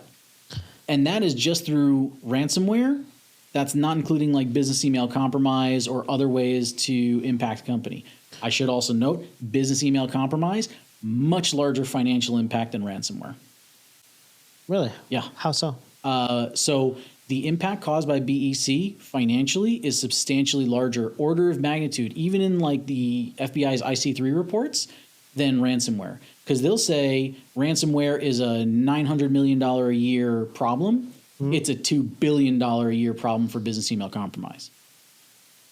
Really? Yeah. The financial impact from business email compromise blows ransomware out of the water. So when you say business email compromise, I might just be ignorant, but like, what does that mean? Like someone just stole my login from email and did things? That is a component. Like wiring money? Wire fraud is another component. Getting in the middle of transactions. Paying fake invoices. That's on the list as well. Okay. There's a little bit of a gray area around romance scams. Okay. So they call it pig butchering. There's a little bit of a gray area there because that's not exactly business email compromise because no one was actually compromised, but sometimes people bulk those numbers together. But the gist of it is if someone has access to a valid email account for a business and they use that for harm. So rather than getting in and popping and saying, give me this money if you want it back so you can decrypt and here's the key to decrypt. BEC is more so my CEO is asking me to wire money to this invoice for something that I've never heard of. Yep. And that has nothing to do with the data. That just has everything to do with the financials of who sent this. Yep. Like you hear about all the time, like, well, at least I do, where people get emails, texts, or whatever from someone that recently a lady I used to work with, she now runs a company, a PLC company, right? They do PLC work and a lot of programming. And she, or one of her, I think one of her employees got a text from a number and said, hey, this is her, the CEO. I need you to do me a quick favor. And it was basically like run to the store and get a $500 gift card. Yep. Right? That falls in the line of BEC. That one probably if it wasn't, it was through email. If it was through email, yeah. So that is one example. That's not really where the huge impact really hits. I'll give you an example. I got brought out to a Fortune 100 company to do incident response for a breach. The CEO of the company did not want to let out to the world that he had an incident. Like, not trying to necessarily hide it, but didn't want to worry shareholders, right? So I'm not hiding it, but I don't want to make this obvious. So I don't want you to actually lock anything down. Don't turn off our internet. Don't shut down the websites. Like, try and keep my business up. And he was impacting all of his employees, all of his downstream customers. Like, people were losing credit card numbers. It was It was absolute a pain in the butt. And I had to go 3 or 4 weeks dealing with this, about this guy telling me, you can't impact my business, you can't impact my business, you can't impact my business. He was selling a building for $19 million, and it had just closed in this whole process. The threat actor had access to his mailbox through his executive assistant's account. So they had compromised the executive assistant's account. They were in his inbox. And when he went to go send wiring information for where to send the $19 million, they modified that. Okay. And so they took $19 million from this guy. And that was the catalyst for him to finally say, get these goddamn guys out of my network. So he wired 19. So the person that was buying the building from him wired $19 million to the threat actor. Oh, okay. So it was supposed to be his money. And now you get into, so not only are you in this spot of not having the $19 million, you're in this weird area because it's technically your fault because your account got popped, and somebody else just followed what you said and sent you $19 million. He's expecting his building. So now what's going to happen? Well, now there's going to be a long, prolonged legal fight as this goes back and forth for probably years. So it's not just the $19 million that you're out. It's probably substantially more in the end. Wow. And that's all just from BEC. And that's from BEC. And I have worked with manufacturer after manufacturer who are not IT companies. They don't do IT natively. They make things, they produce things, they move things, and they don't have IT teams, so they send, they'll respond to a vendor to get paid when it's, the other vendor. So vendor 2 gets popped, this manufacturer will just say, oh, you're invoicing me $100,000 for this, here you go. Oh, you're invoicing me $1 million for this, here you go. And in the manufacturing world, some of those numbers are multi-million-dollar figures. Like if I'm buying my raw resource for the next year, I may spend $10-15 million on raw materials. Yeah. There was an article, I forget, because I saw it and I was like, oh, that's terrible. And I just kept going. But it was, someone got arrested for scamming. It was either Amazon or Google. Yeah. Out of like 16 million, I think it was what it was. It was 100 plus. Was it 100? Just by sending them invoices. Is that what it was? Yeah. Was it 160 then? It was something like that, yeah. Okay, because 16 sticks out of my head. Yeah, I think it was $116 million.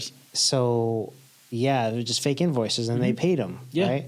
So what I find interesting in all this stuff is I don't think I've ever heard of BEC, right? I've probably known about wire fraud, like, how it's categorized. But you'll notice that there's never really any, if the order of magnitude exists between ransomware and BEC, I couldn't name any provider that focuses on BEC. Like vendor-wise? Product-wise. Oh, yeah. No, there's tons. There are, like who? Proofpoint, Mimecast. I am actually a big fan right now of a company called Abnormal. Abnormal Security? Yep. Oh, okay. So when I think of those, I think about email. Yes. Yeah, BEC, Business Email Compromise. Yeah. Oh, so okay. it's more the generic term for any kind of threat that would come in via email, mostly targeting towards like wire fraud. Because like you could say most ransomware starts with email, but it doesn't get bulked in from a financial perspective. Okay. So to rethink about how I think about email security is maybe in the past you think about email security and you think about like a bad link, phishing, things like that. But most of these vendors now focus on BEC, which is helping ensure that the business doesn't have a person internally get compromised and then send money out. Okay. Is that why Proofpoint's so expensive? I mean, they're very proud of their product. So, I mean, the impact there is incredible.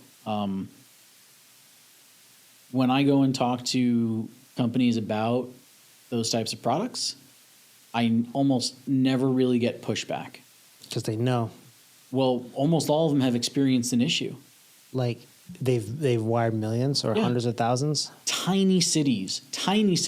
I have heard, oh, we sent $5 million because we thought this was a legitimate payment to a vendor that supports the city. But who approves that? So it's just accounts. So if this, if it looks like the city manager came in and said, "Hey, make this payment," the comptroller just does it. Oh my gosh. There may hypothetically be a school district locally that sent like $5 million to build a high school to a construction firm. Somebody got in the middle of that conversation, and eventually the school district reached out and was like, why is our building not being built? And they're like, well, because you never paid us. And this is 5-6 months later that they realized that $5 million walked out the door that they sent to a threat actor. Really?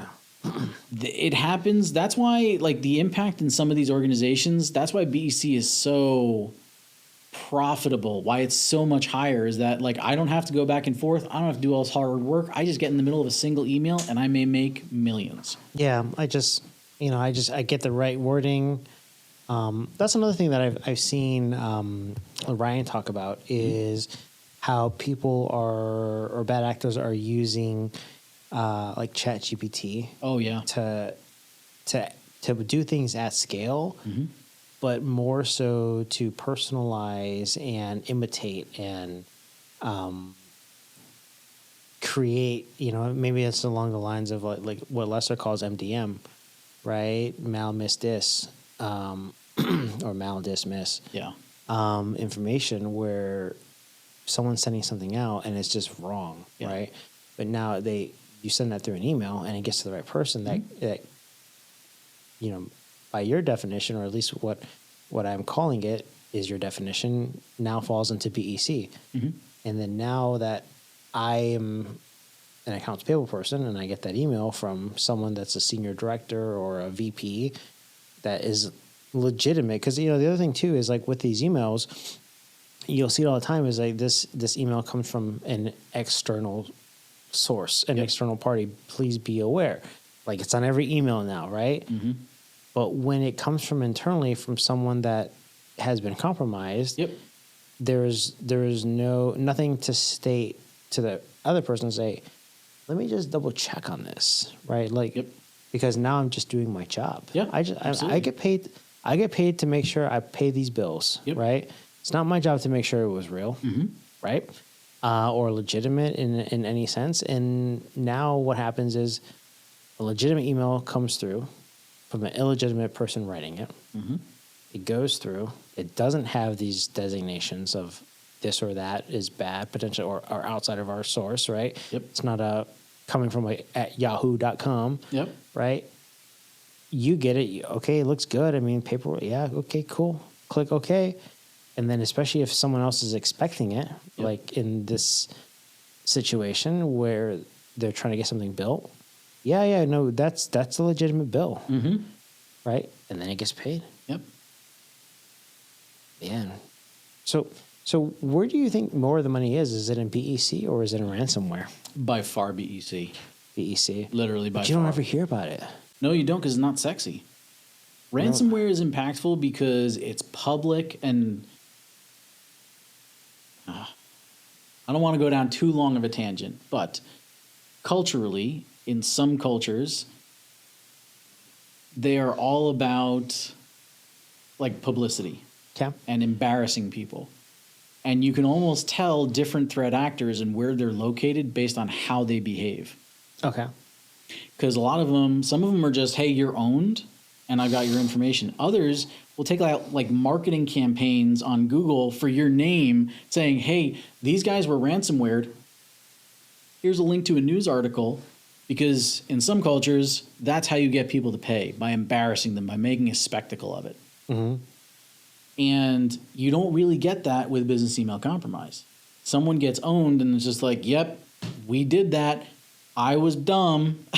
And then they move on with life.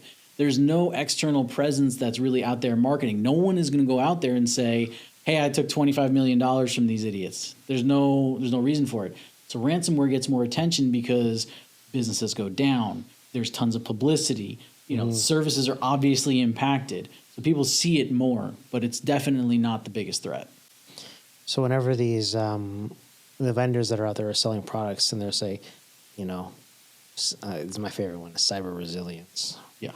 There was one company that was cyber resilience, the first one to the table. Right now, every backup and storage company is a cyber resilience player, right? Yep.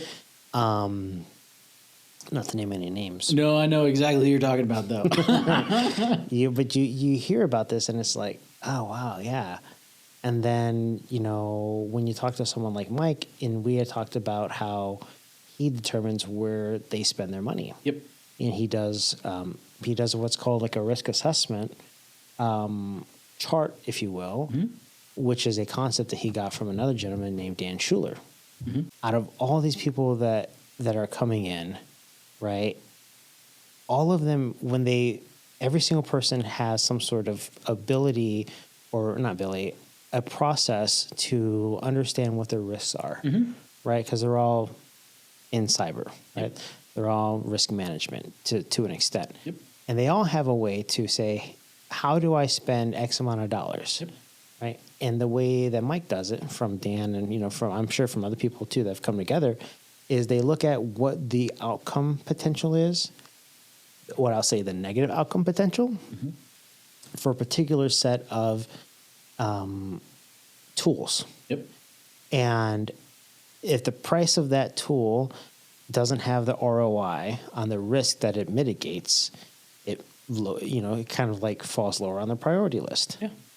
And it seems that there's a lot of vendors in the backup and the storage space that their main go-to is cyber resilience, and it's ransomware. But what I find interesting, as you say this, is that they're focusing on an area that is an order of magnitude less than BEC. I would also like to add that most ransomware starts through phishing. So it's coming through the same vector. So you almost address, and that is not 100%. I know it's not 100%. You do have vulnerable devices on the outside. There are other things, but a majority of the cases that I have seen, the data that I have seen that supports it, is that it starts with phishing. So the email vendors are just walking to the bank laughing. For the most part. Because they have tools that can kind of mitigate both sides of it. Is like, if it gets in through email or through an email vector, right? Well, so I would say yes, but that's not entirely accurate, because they have a harder time explaining to the world in general about the threat from business email compromise. Ransomware is easy. Everything's broken. Yeah. What are you going to do? I have had people tell me, no, what Microsoft gives us out of the box is good enough. What Defender? Google, yeah. Well, Defender for email. So like their what used to be Exchange Online Protection, like that product, that's good enough. Or what G Suite gives us out of the box is good enough. And the reality is it's not, but you don't understand why, and you don't understand what the impact is of being wrong. Yeah. Do you think the issue for that falls on the security leaders, though? Because they don't have the ability to explain to the business why it matters in as Kim says, in terms that they can understand. Like, yes, literally 100%. His words exactly. 100%. And they may not even have a security leader, which is a different problem, but yes, 100%. It just feels like we're spiraling, like it's like you have this problem and you have this problem. And then, you have ransomware, BEC. So then you go down the BEC route and it's like, okay, well, why does this exist? Because people don't understand the risk that it's associated to it. Well, why don't they understand it? It's because the people don't do very well at explaining it, right? So I have, I don't know if I want to go down this path, but I'll do it anyway. You can cut this part.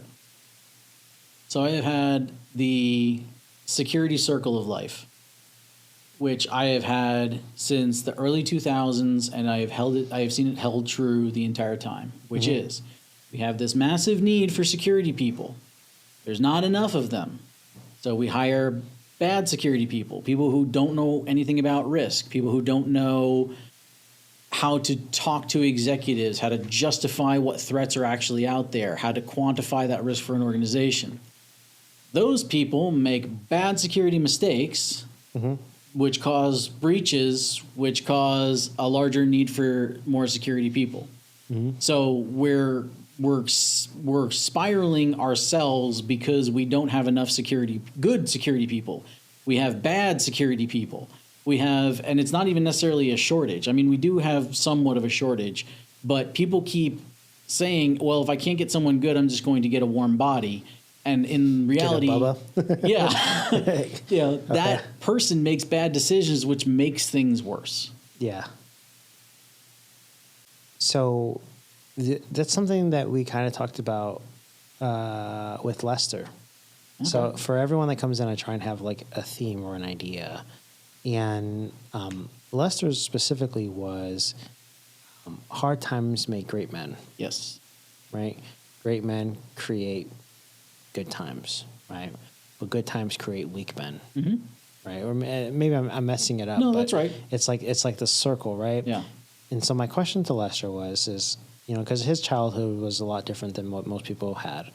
And I don't know if you watched this episode, but he talked about growing up with a single mom, being on welfare, Section 8 housing. And one of the things that I remember really well was how he explained that when it came to getting assistance, state assistance, he was the one filling it out as a child. So he was filling it out, for his mom because for whatever reason she just didn't do it. So he took it on himself, and it kind of turned into that being how they got earned those benefits.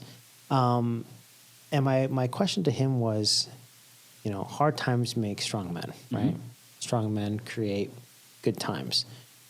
But how do you prevent good times from creating weak men? Right? Yeah. And his answer to that in some way was you empower them. You empower the people to want to do well and not necessarily like live off the land, if you will, but to take a responsibility for what they're doing and the impact that it has on democracy and the impact that it has at a large scale level, that they are contributing and that they are doing these things and that they're not just riding the wave, right? Because when you ride the wave, you end up becoming or not being aligned to what the wave creates, right? Kind of the ripple effect that it has. You just kind of you're surfing the wave, but you don't appreciate the ripple effect that it has downstream. And it's very similar to this idea of this cybersecurity lifecycle where you have no talent, so you hire bad talent. The bad talent makes bad decisions. Those bad decisions create bad outcomes. Then you have to bring in good talent to fix it. You want to, but we're back at the start where we need more people, or we need more good people, and we just there's a shortage. Yeah. Well, is there a shortage, or is it just that the people that write the job descriptions don't do it very well? Or that entry level isn't entry level? Oh boy. Okay. Is that another rabbit hole? Yeah. You can get a TED Talk. So I do think that we have a shortage. It is not the 4 million jobs that the metric that goes out says, there's a shortage of $4 million. Yeah. I mean, that's based on a metric of if you have X employees, you should have X security people to support them. Almost no one does that. Yeah, but how many of those jobs actually exist, right? Yeah, exactly. It's like, you know what that's like? Is like when you were growing up, did they have the food triangle? I'm sure you're probably about as old as me. Yeah. So 6 to 11 servings of wheat. Yeah. Right? 3 to 6 of fruit. Yep. 4 to 6 of vegetables, and then you go up and there's junk food, right? Yep. Those are the meats. The meats was the other one, right? Yeah. The meats, I forget what it was, but it was this triangle. It was a complete lie, right? Yeah, because totally you need all this right here, but you need so many calories a day. No one actually does that. Like you look at the back of a bottle of something. Oh, this has got 10% of your daily consumption needs. Like, okay. Yeah. No one actually knows. Like they're not saying, well, this has got 10%, I need 10 of these a day. Like no one does that. Yeah. So no one looks at jobs like, well, 5% of the workforce should be security people. Yeah. Not a thing. Because so I didn't realize that it was actually based off of some hypothetical number versus. They're basically taking the aggregate number of people that work in corporations and jobs in general and saying for every, and I don't remember exactly what the metric is, but like for every 50 employees, you should have one security person. Gosh. And that's where they come up with that. And then they say we have so many jobs, or we have so many people working, therefore we have so many jobs. Yeah. But the number of actual jobs posted is like nothing. I mean, there are jobs posted. There are challenges with finding good people that are in it because it's their passion and not because we pay well. And we do pay well. I think we're substantially above like averages. Across fields. You get a household, a husband and a wife, or just two people working in security. You're making $250,000 a year as a household. Yeah, I mean, you could also blow that number out of the water depending on your role. Well, yeah. Yeah. But I'm thinking at a minimum, if you're mid-30s, you're making $250,000 a year between two people. Yeah. Easily. And I can give you a spicy hot take here. Let me get it. Make it spicy. Make me burp. I don't actually think that everyone should be in InfoSec. I know that they say like, hey, we want to have diverse thoughts and we want to have diverse ideas and we're the big tent and we want to have all these people. No, there's tons of people who have no business in InfoSec. People who don't understand risk management. People who are probably more of a threat to an organization than whatever value they could bring. So here's the thing. That wasn't as spicy as I was hoping. Okay. That was like, on the heat scale, that was like a 6 or a 7. No, that's fair. I mean, there's a decent amount of people in InfoSec who believe that anyone can be trained and anyone can be brought in and everyone should be a part of InfoSec. Mm-hmm.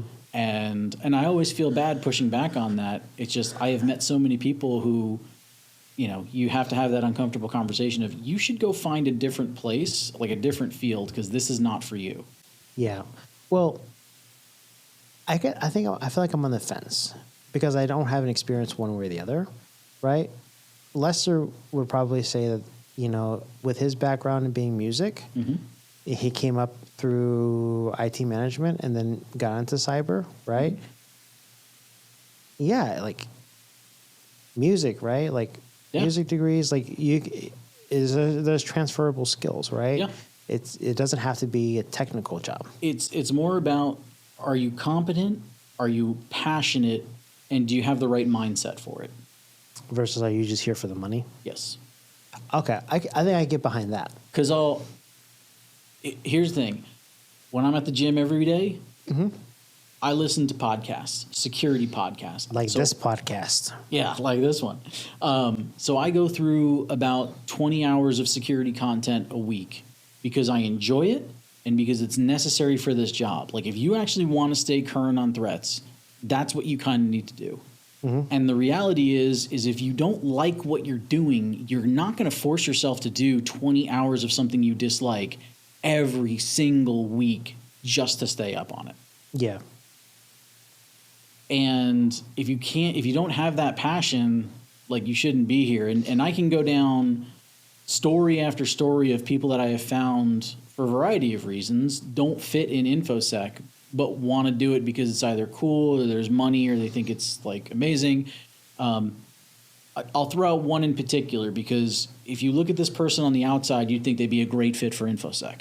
Somebody who is incredibly privacy focused, someone who runs their life through Monero, like they are all about privacy. That is their lifestyle. Mm-hmm.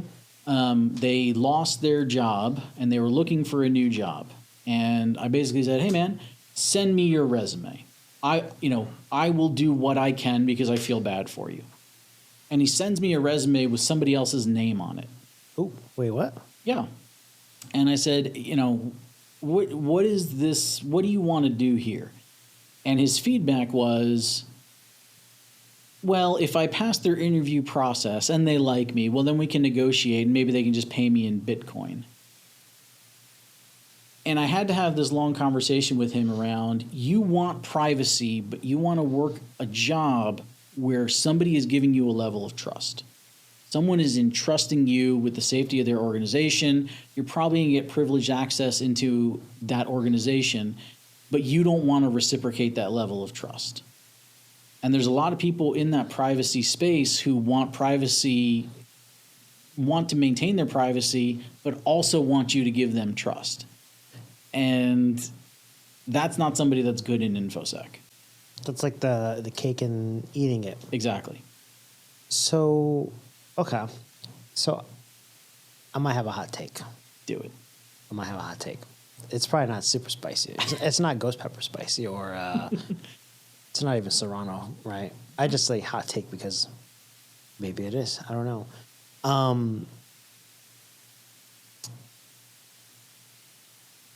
That's better for you if there are less people that are committed to the security world. And I'm going to tell you why, right? Because your stance is if you're not passionate about it, you don't take the time to do something that if you don't like it, you're not going to take the time to do it, right? I would think you would love that. Yeah. Being in a sales-ish centric role for a company specializing in security, working for an organization that supports others. Totally. So if I was a non-technical sales leader and I knew Mike was a phone call away and Mike stayed on top of everything, nothing gets past Mike, why would I waste my time when I can call an expert? Yeah. So is it bad for the community, or is it good to have a handful of just really strong people and capable people that come in like heavy artillery and do what's necessary, but they just have to be called in? I actually think that there is a place for anyone that's passionate about security that has the right mindset to be in security. So it doesn't need to be a third party. It can be inside your organization. But I don't think companies should settle. I don't think companies should settle for someone that is just showing up for a paycheck. Okay. Everyone inside of high tech and every security team that I have ever run, I have been very transparent with people that it's typically, I'm looking for passion. I can teach you a technical topic. I can't make you like the thing you're doing. That's the one thing I can't do. And if I bring you on, like if I see this seed of passion, I will embrace it and try and grow you into somebody that is going to outgrow my team. Like that is my goal. Like I want to make you an amazing security rock star. But part of my approach, and I apologize, I'm going to butcher this name, but there's an old quote by Jean Saint-Exupéry, which is, if you want to sail the ocean with a crew, don't teach them how to build boats. Teach them to long for the endless immensity of the sea. Because what you're doing is, like in the security world, like if somebody has a passion, show them all the cool stuff that you can be doing that, is out there, and they will just solve every problem out there. Like if you teach them properly about risk management, people will figure it out if they have a passion for security. But what I find too often in a lot of these places is they don't have people with a passion. They have people that showed up because cybersecurity is getting paid the best. I cannot tell you how many CISOs I have worked with that had previous careers as project managers, program managers, people who don't actually understand risk management, but they know that this role gets paid a lot. So they took it as a result? Yeah. Interesting. And I'm typically engaging in these places to do incident response. Oh, okay. Or, helping them build a security program or maturing their organization. Like, if I'm showing up, you're not having a great day. Yeah. And so, like, from my lens, whether it's a third party or whether it's first party, you need to find people that have the right mentality, and you need to find somebody that's passionate about the topic. And I would prefer organizations give people the opportunity, But when they're not a good fit, and you need to have somebody that's able to recognize that, whether that's somebody on the business side or somebody on the tech side, to say, yeah, I tell my teams, you typically have about 2 years, if I grab you out of school, to move up or move out. Because, and I apologize, I was going down this path and then hit a tangent. I want to see people grow. I want to see people move into engineering careers, architecture careers, leadership careers. I want to see people become something amazing. And that 2 years is about the time when I can figure out if you are a good fit for this. And if you're not, after 2 years, we have a conversation. I have done this with not many people, because I tend to find really passionate people in that interview process. But I have had to lay people off and just say, listen, this is not the right fit. Like, you're a smart person, but you're not passionate about this. Or you're a smart person and you don't have this aggressive mindset for what you want to do. People will be like, oh, I want to be a red teamer. Oh, why? Well, because, it seems like a nifty job. It's like, okay, but if you're not a troll at heart, that's not going to be a job for you. Like, that's not a good fit. Yeah. Did you forget where you were going with that? I hit a point where I was like, oh, I'll double back, and then I forgot where I was going to end it. But I'm still a big believer in find the passionate people and don't just hire anyone for any reason. Yeah, because then you hire someone that's not fit for the job. They don't do what they should, right, or supposed to do. And then it just, things fall apart and crumble. But the other problem, though, is you can't necessarily ship someone out, because how are you going to backfill it? Yeah. Right? And then you got to call an MSSP and pray that they can do it. Yeah. Or do you even have the money to do that? Right? Because it's a lot cheaper to pay someone to do a job than, sure, there's math there, but arguably you could pay someone that has multiple skills that can do something that a provider would do. Yeah. Right. And usually providers do at a fraction of the cost, but they do a lot more. Exactly. Right. So it just depends on kind of what you need. But if you get the right person, you get a little mini MSSP at a desk internally. So I don't know, man. I think the whole world of security is for me interesting and we'll say intriguing, because there's people like you that have had all this experience, that have all these crazy stories, that are passionate and that want to see a positive change in a world where there is a large number of people incentivized to do the opposite. Yep. There are more people that are incentivized to burn down your house than to fight the fire. Right? Yeah. Whether that's culturally or not, locally, geographically, whatever, however you want to look at it, it is an uphill battle.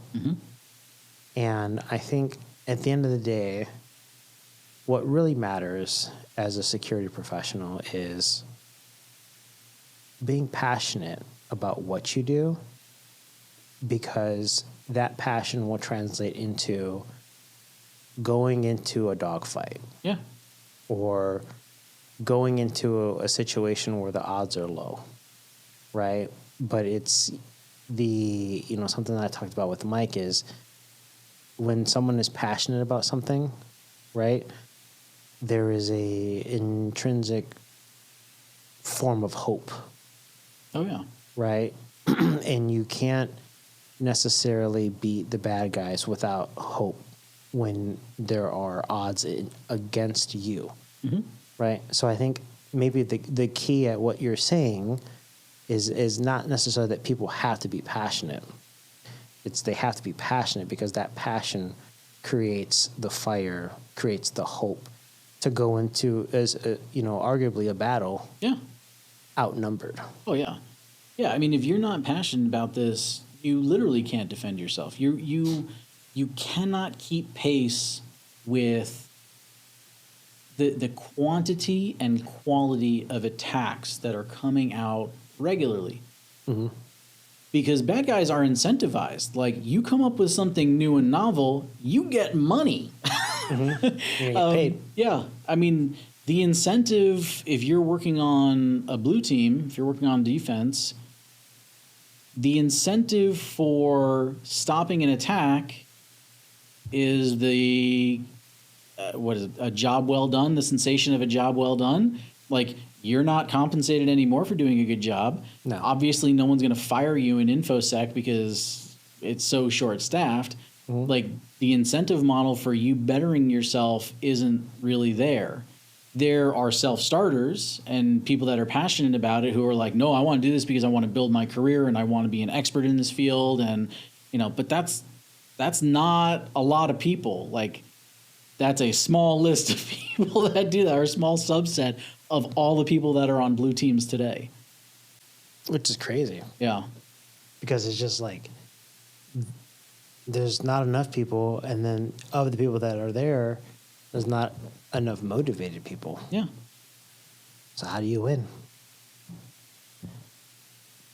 I mean, the way I win is you work for a third party and do this for multiple people, and I just have my own high power team internally of folks that I hire and I grow. And like,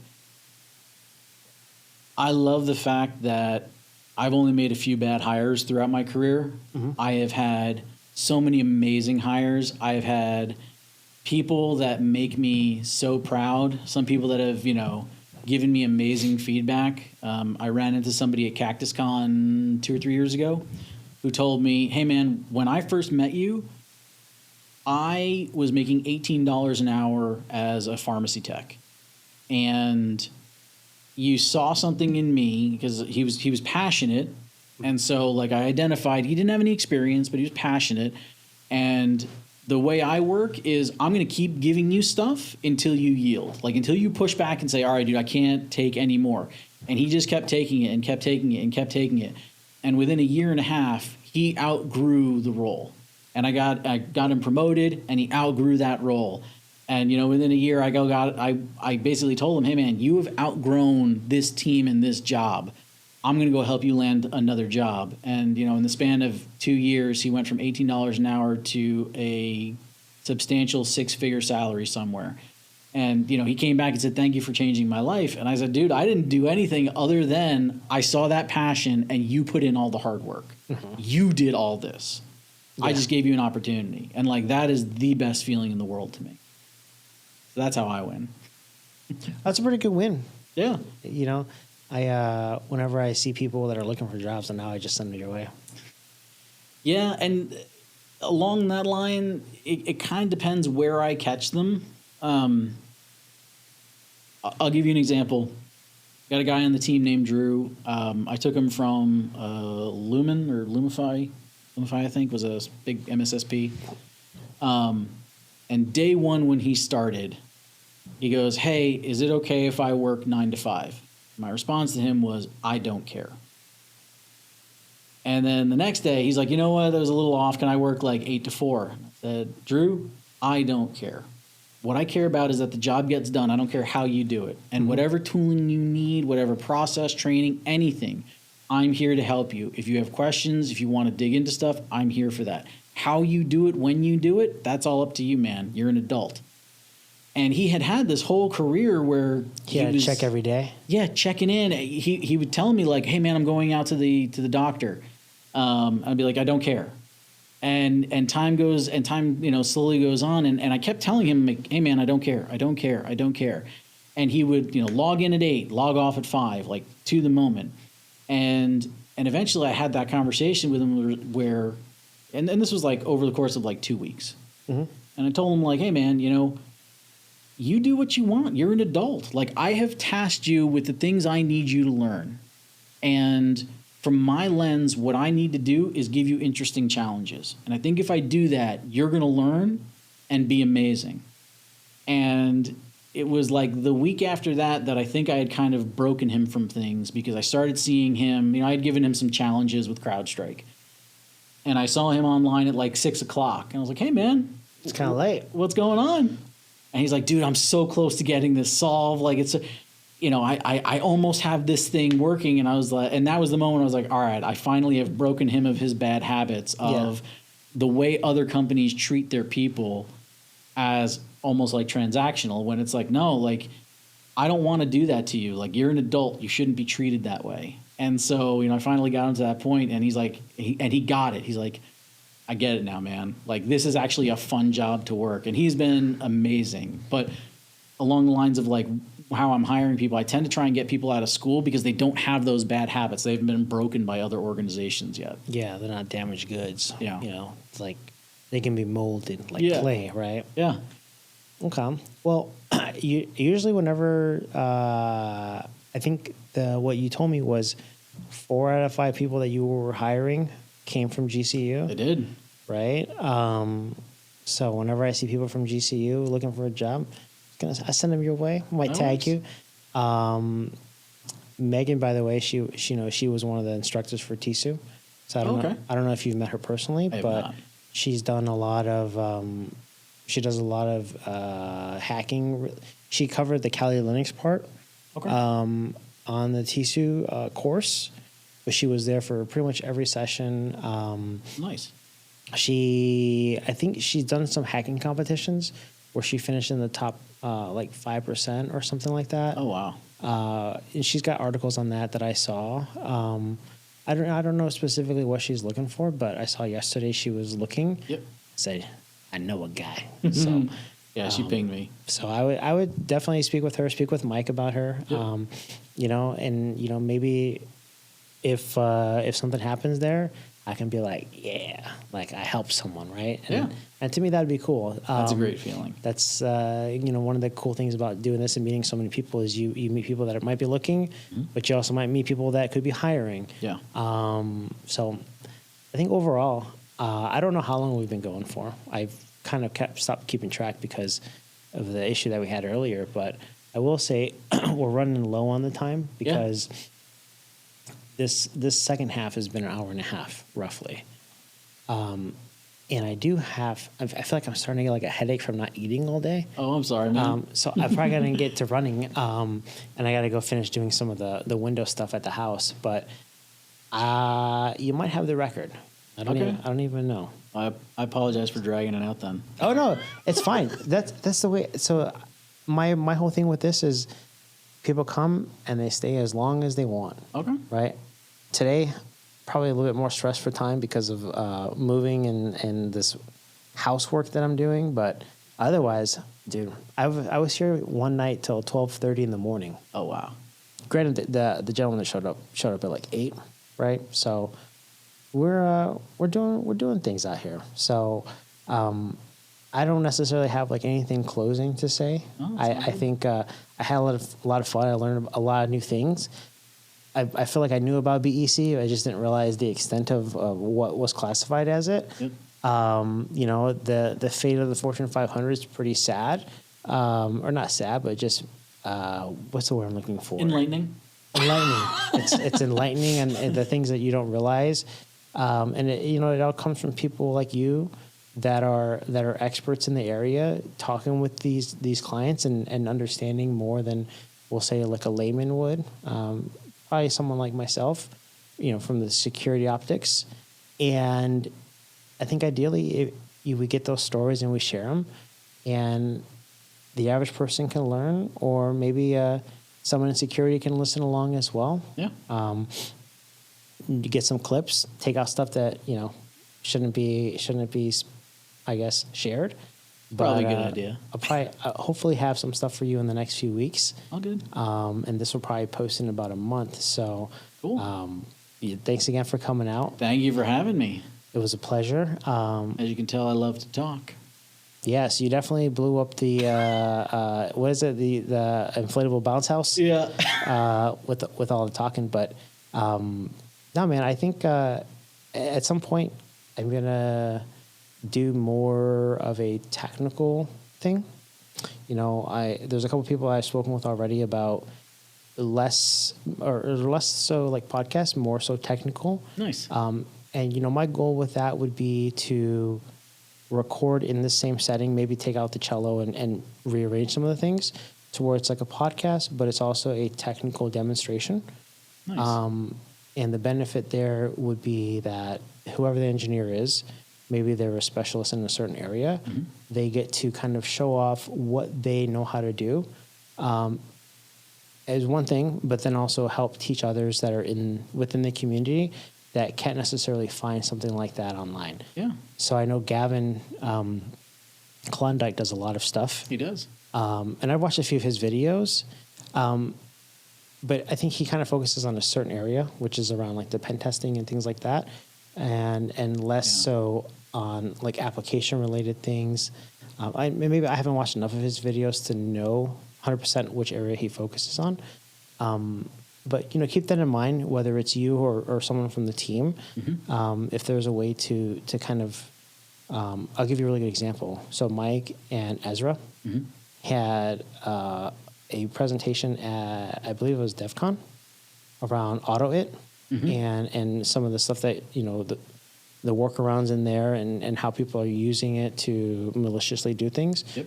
I might have them come in here and kind of do something. That'd And then be cool. that becomes like a little nugget for people to go out and find. So something along those lines where it's like researchers have this information. Or an engineer might have a really good example or a really good story of something that they've done. It could be like a 10, 15-minute thing. Just come in, record it, and send it out. And then that way people that are in the technical side that maybe care less about leadership or care less about just overall strategy or like risk management, they want to get down and dirty, we got that for them too. Yeah. So that's probably, I would say long-term, but long-term is like a few weeks away. So keep that in mind. So if there's anything that comes up where you're like, man, this would be a great nugget to share with the community, you know where to find me, just ping me. Right on. And we'll do it. I have it set up to where the computer can accept an HDMI out and do a screen share at the same time as the recording. So you get the screen share with the chat, with the video and all this other stuff. So that's kind of where I like this to go. Not long-term, but just more so than just a branch out. Yeah. So yeah, keep that in mind. And then, maybe if you had fun, maybe you can help me bring in some more people, right? Absolutely Bring in some can. people that... Tell me what kind of folks you want. Yeah, that's Okay. easy. Yeah, I'm kind of open to a lot of people, kind of focusing on security right now. Okay. And then we'll see where it takes me. But yeah, I'll let you know. And ideally, get them in, learn some cool stories, learn things about people that, you might work with on a daily basis or people that you just know from 26 years. Yeah. And hopefully get some nuggets for them that I can help share through video, through audio. Very cool. However we do it. So anything, we'll say any last words? No, honestly, this is fantastic. So this was a lot of fun, and hopefully didn't wear out my welcome. I'll come back someday. No, you're good. I think the only thing, I got to get new chairs because you're going to feel it once you get up. It's like when you've been in these things for 3 or 4 hours, they're not as comfortable as like a lounge chair, but that's about it. I think other than that, these are, they're good for the job, but next time you come in, we'll probably have new chairs. Okay. Some Very leather cool. chairs, recliners. Oh, nice. Not recliners, but like the ones if Lazy you boys. No. If you go to like Black Rock Coffee, Okay. there's one on Power and like Ray-ish. They have like really nice lounge chairs, kind of like long but like back. Yeah. So I'm looking at those. So, Very cool. but yeah, man. No, you got a Awesome. 20-minute drive. I've got about a 20-minute drive. My disc is about to run out in about 20 minutes, so we'll call it quits. But thanks again for coming in. Of course. We'll have you again, and maybe bring some friends in too. You got it. Cool. Thanks very Well, thanks much. again, man. Appreciate it. All right.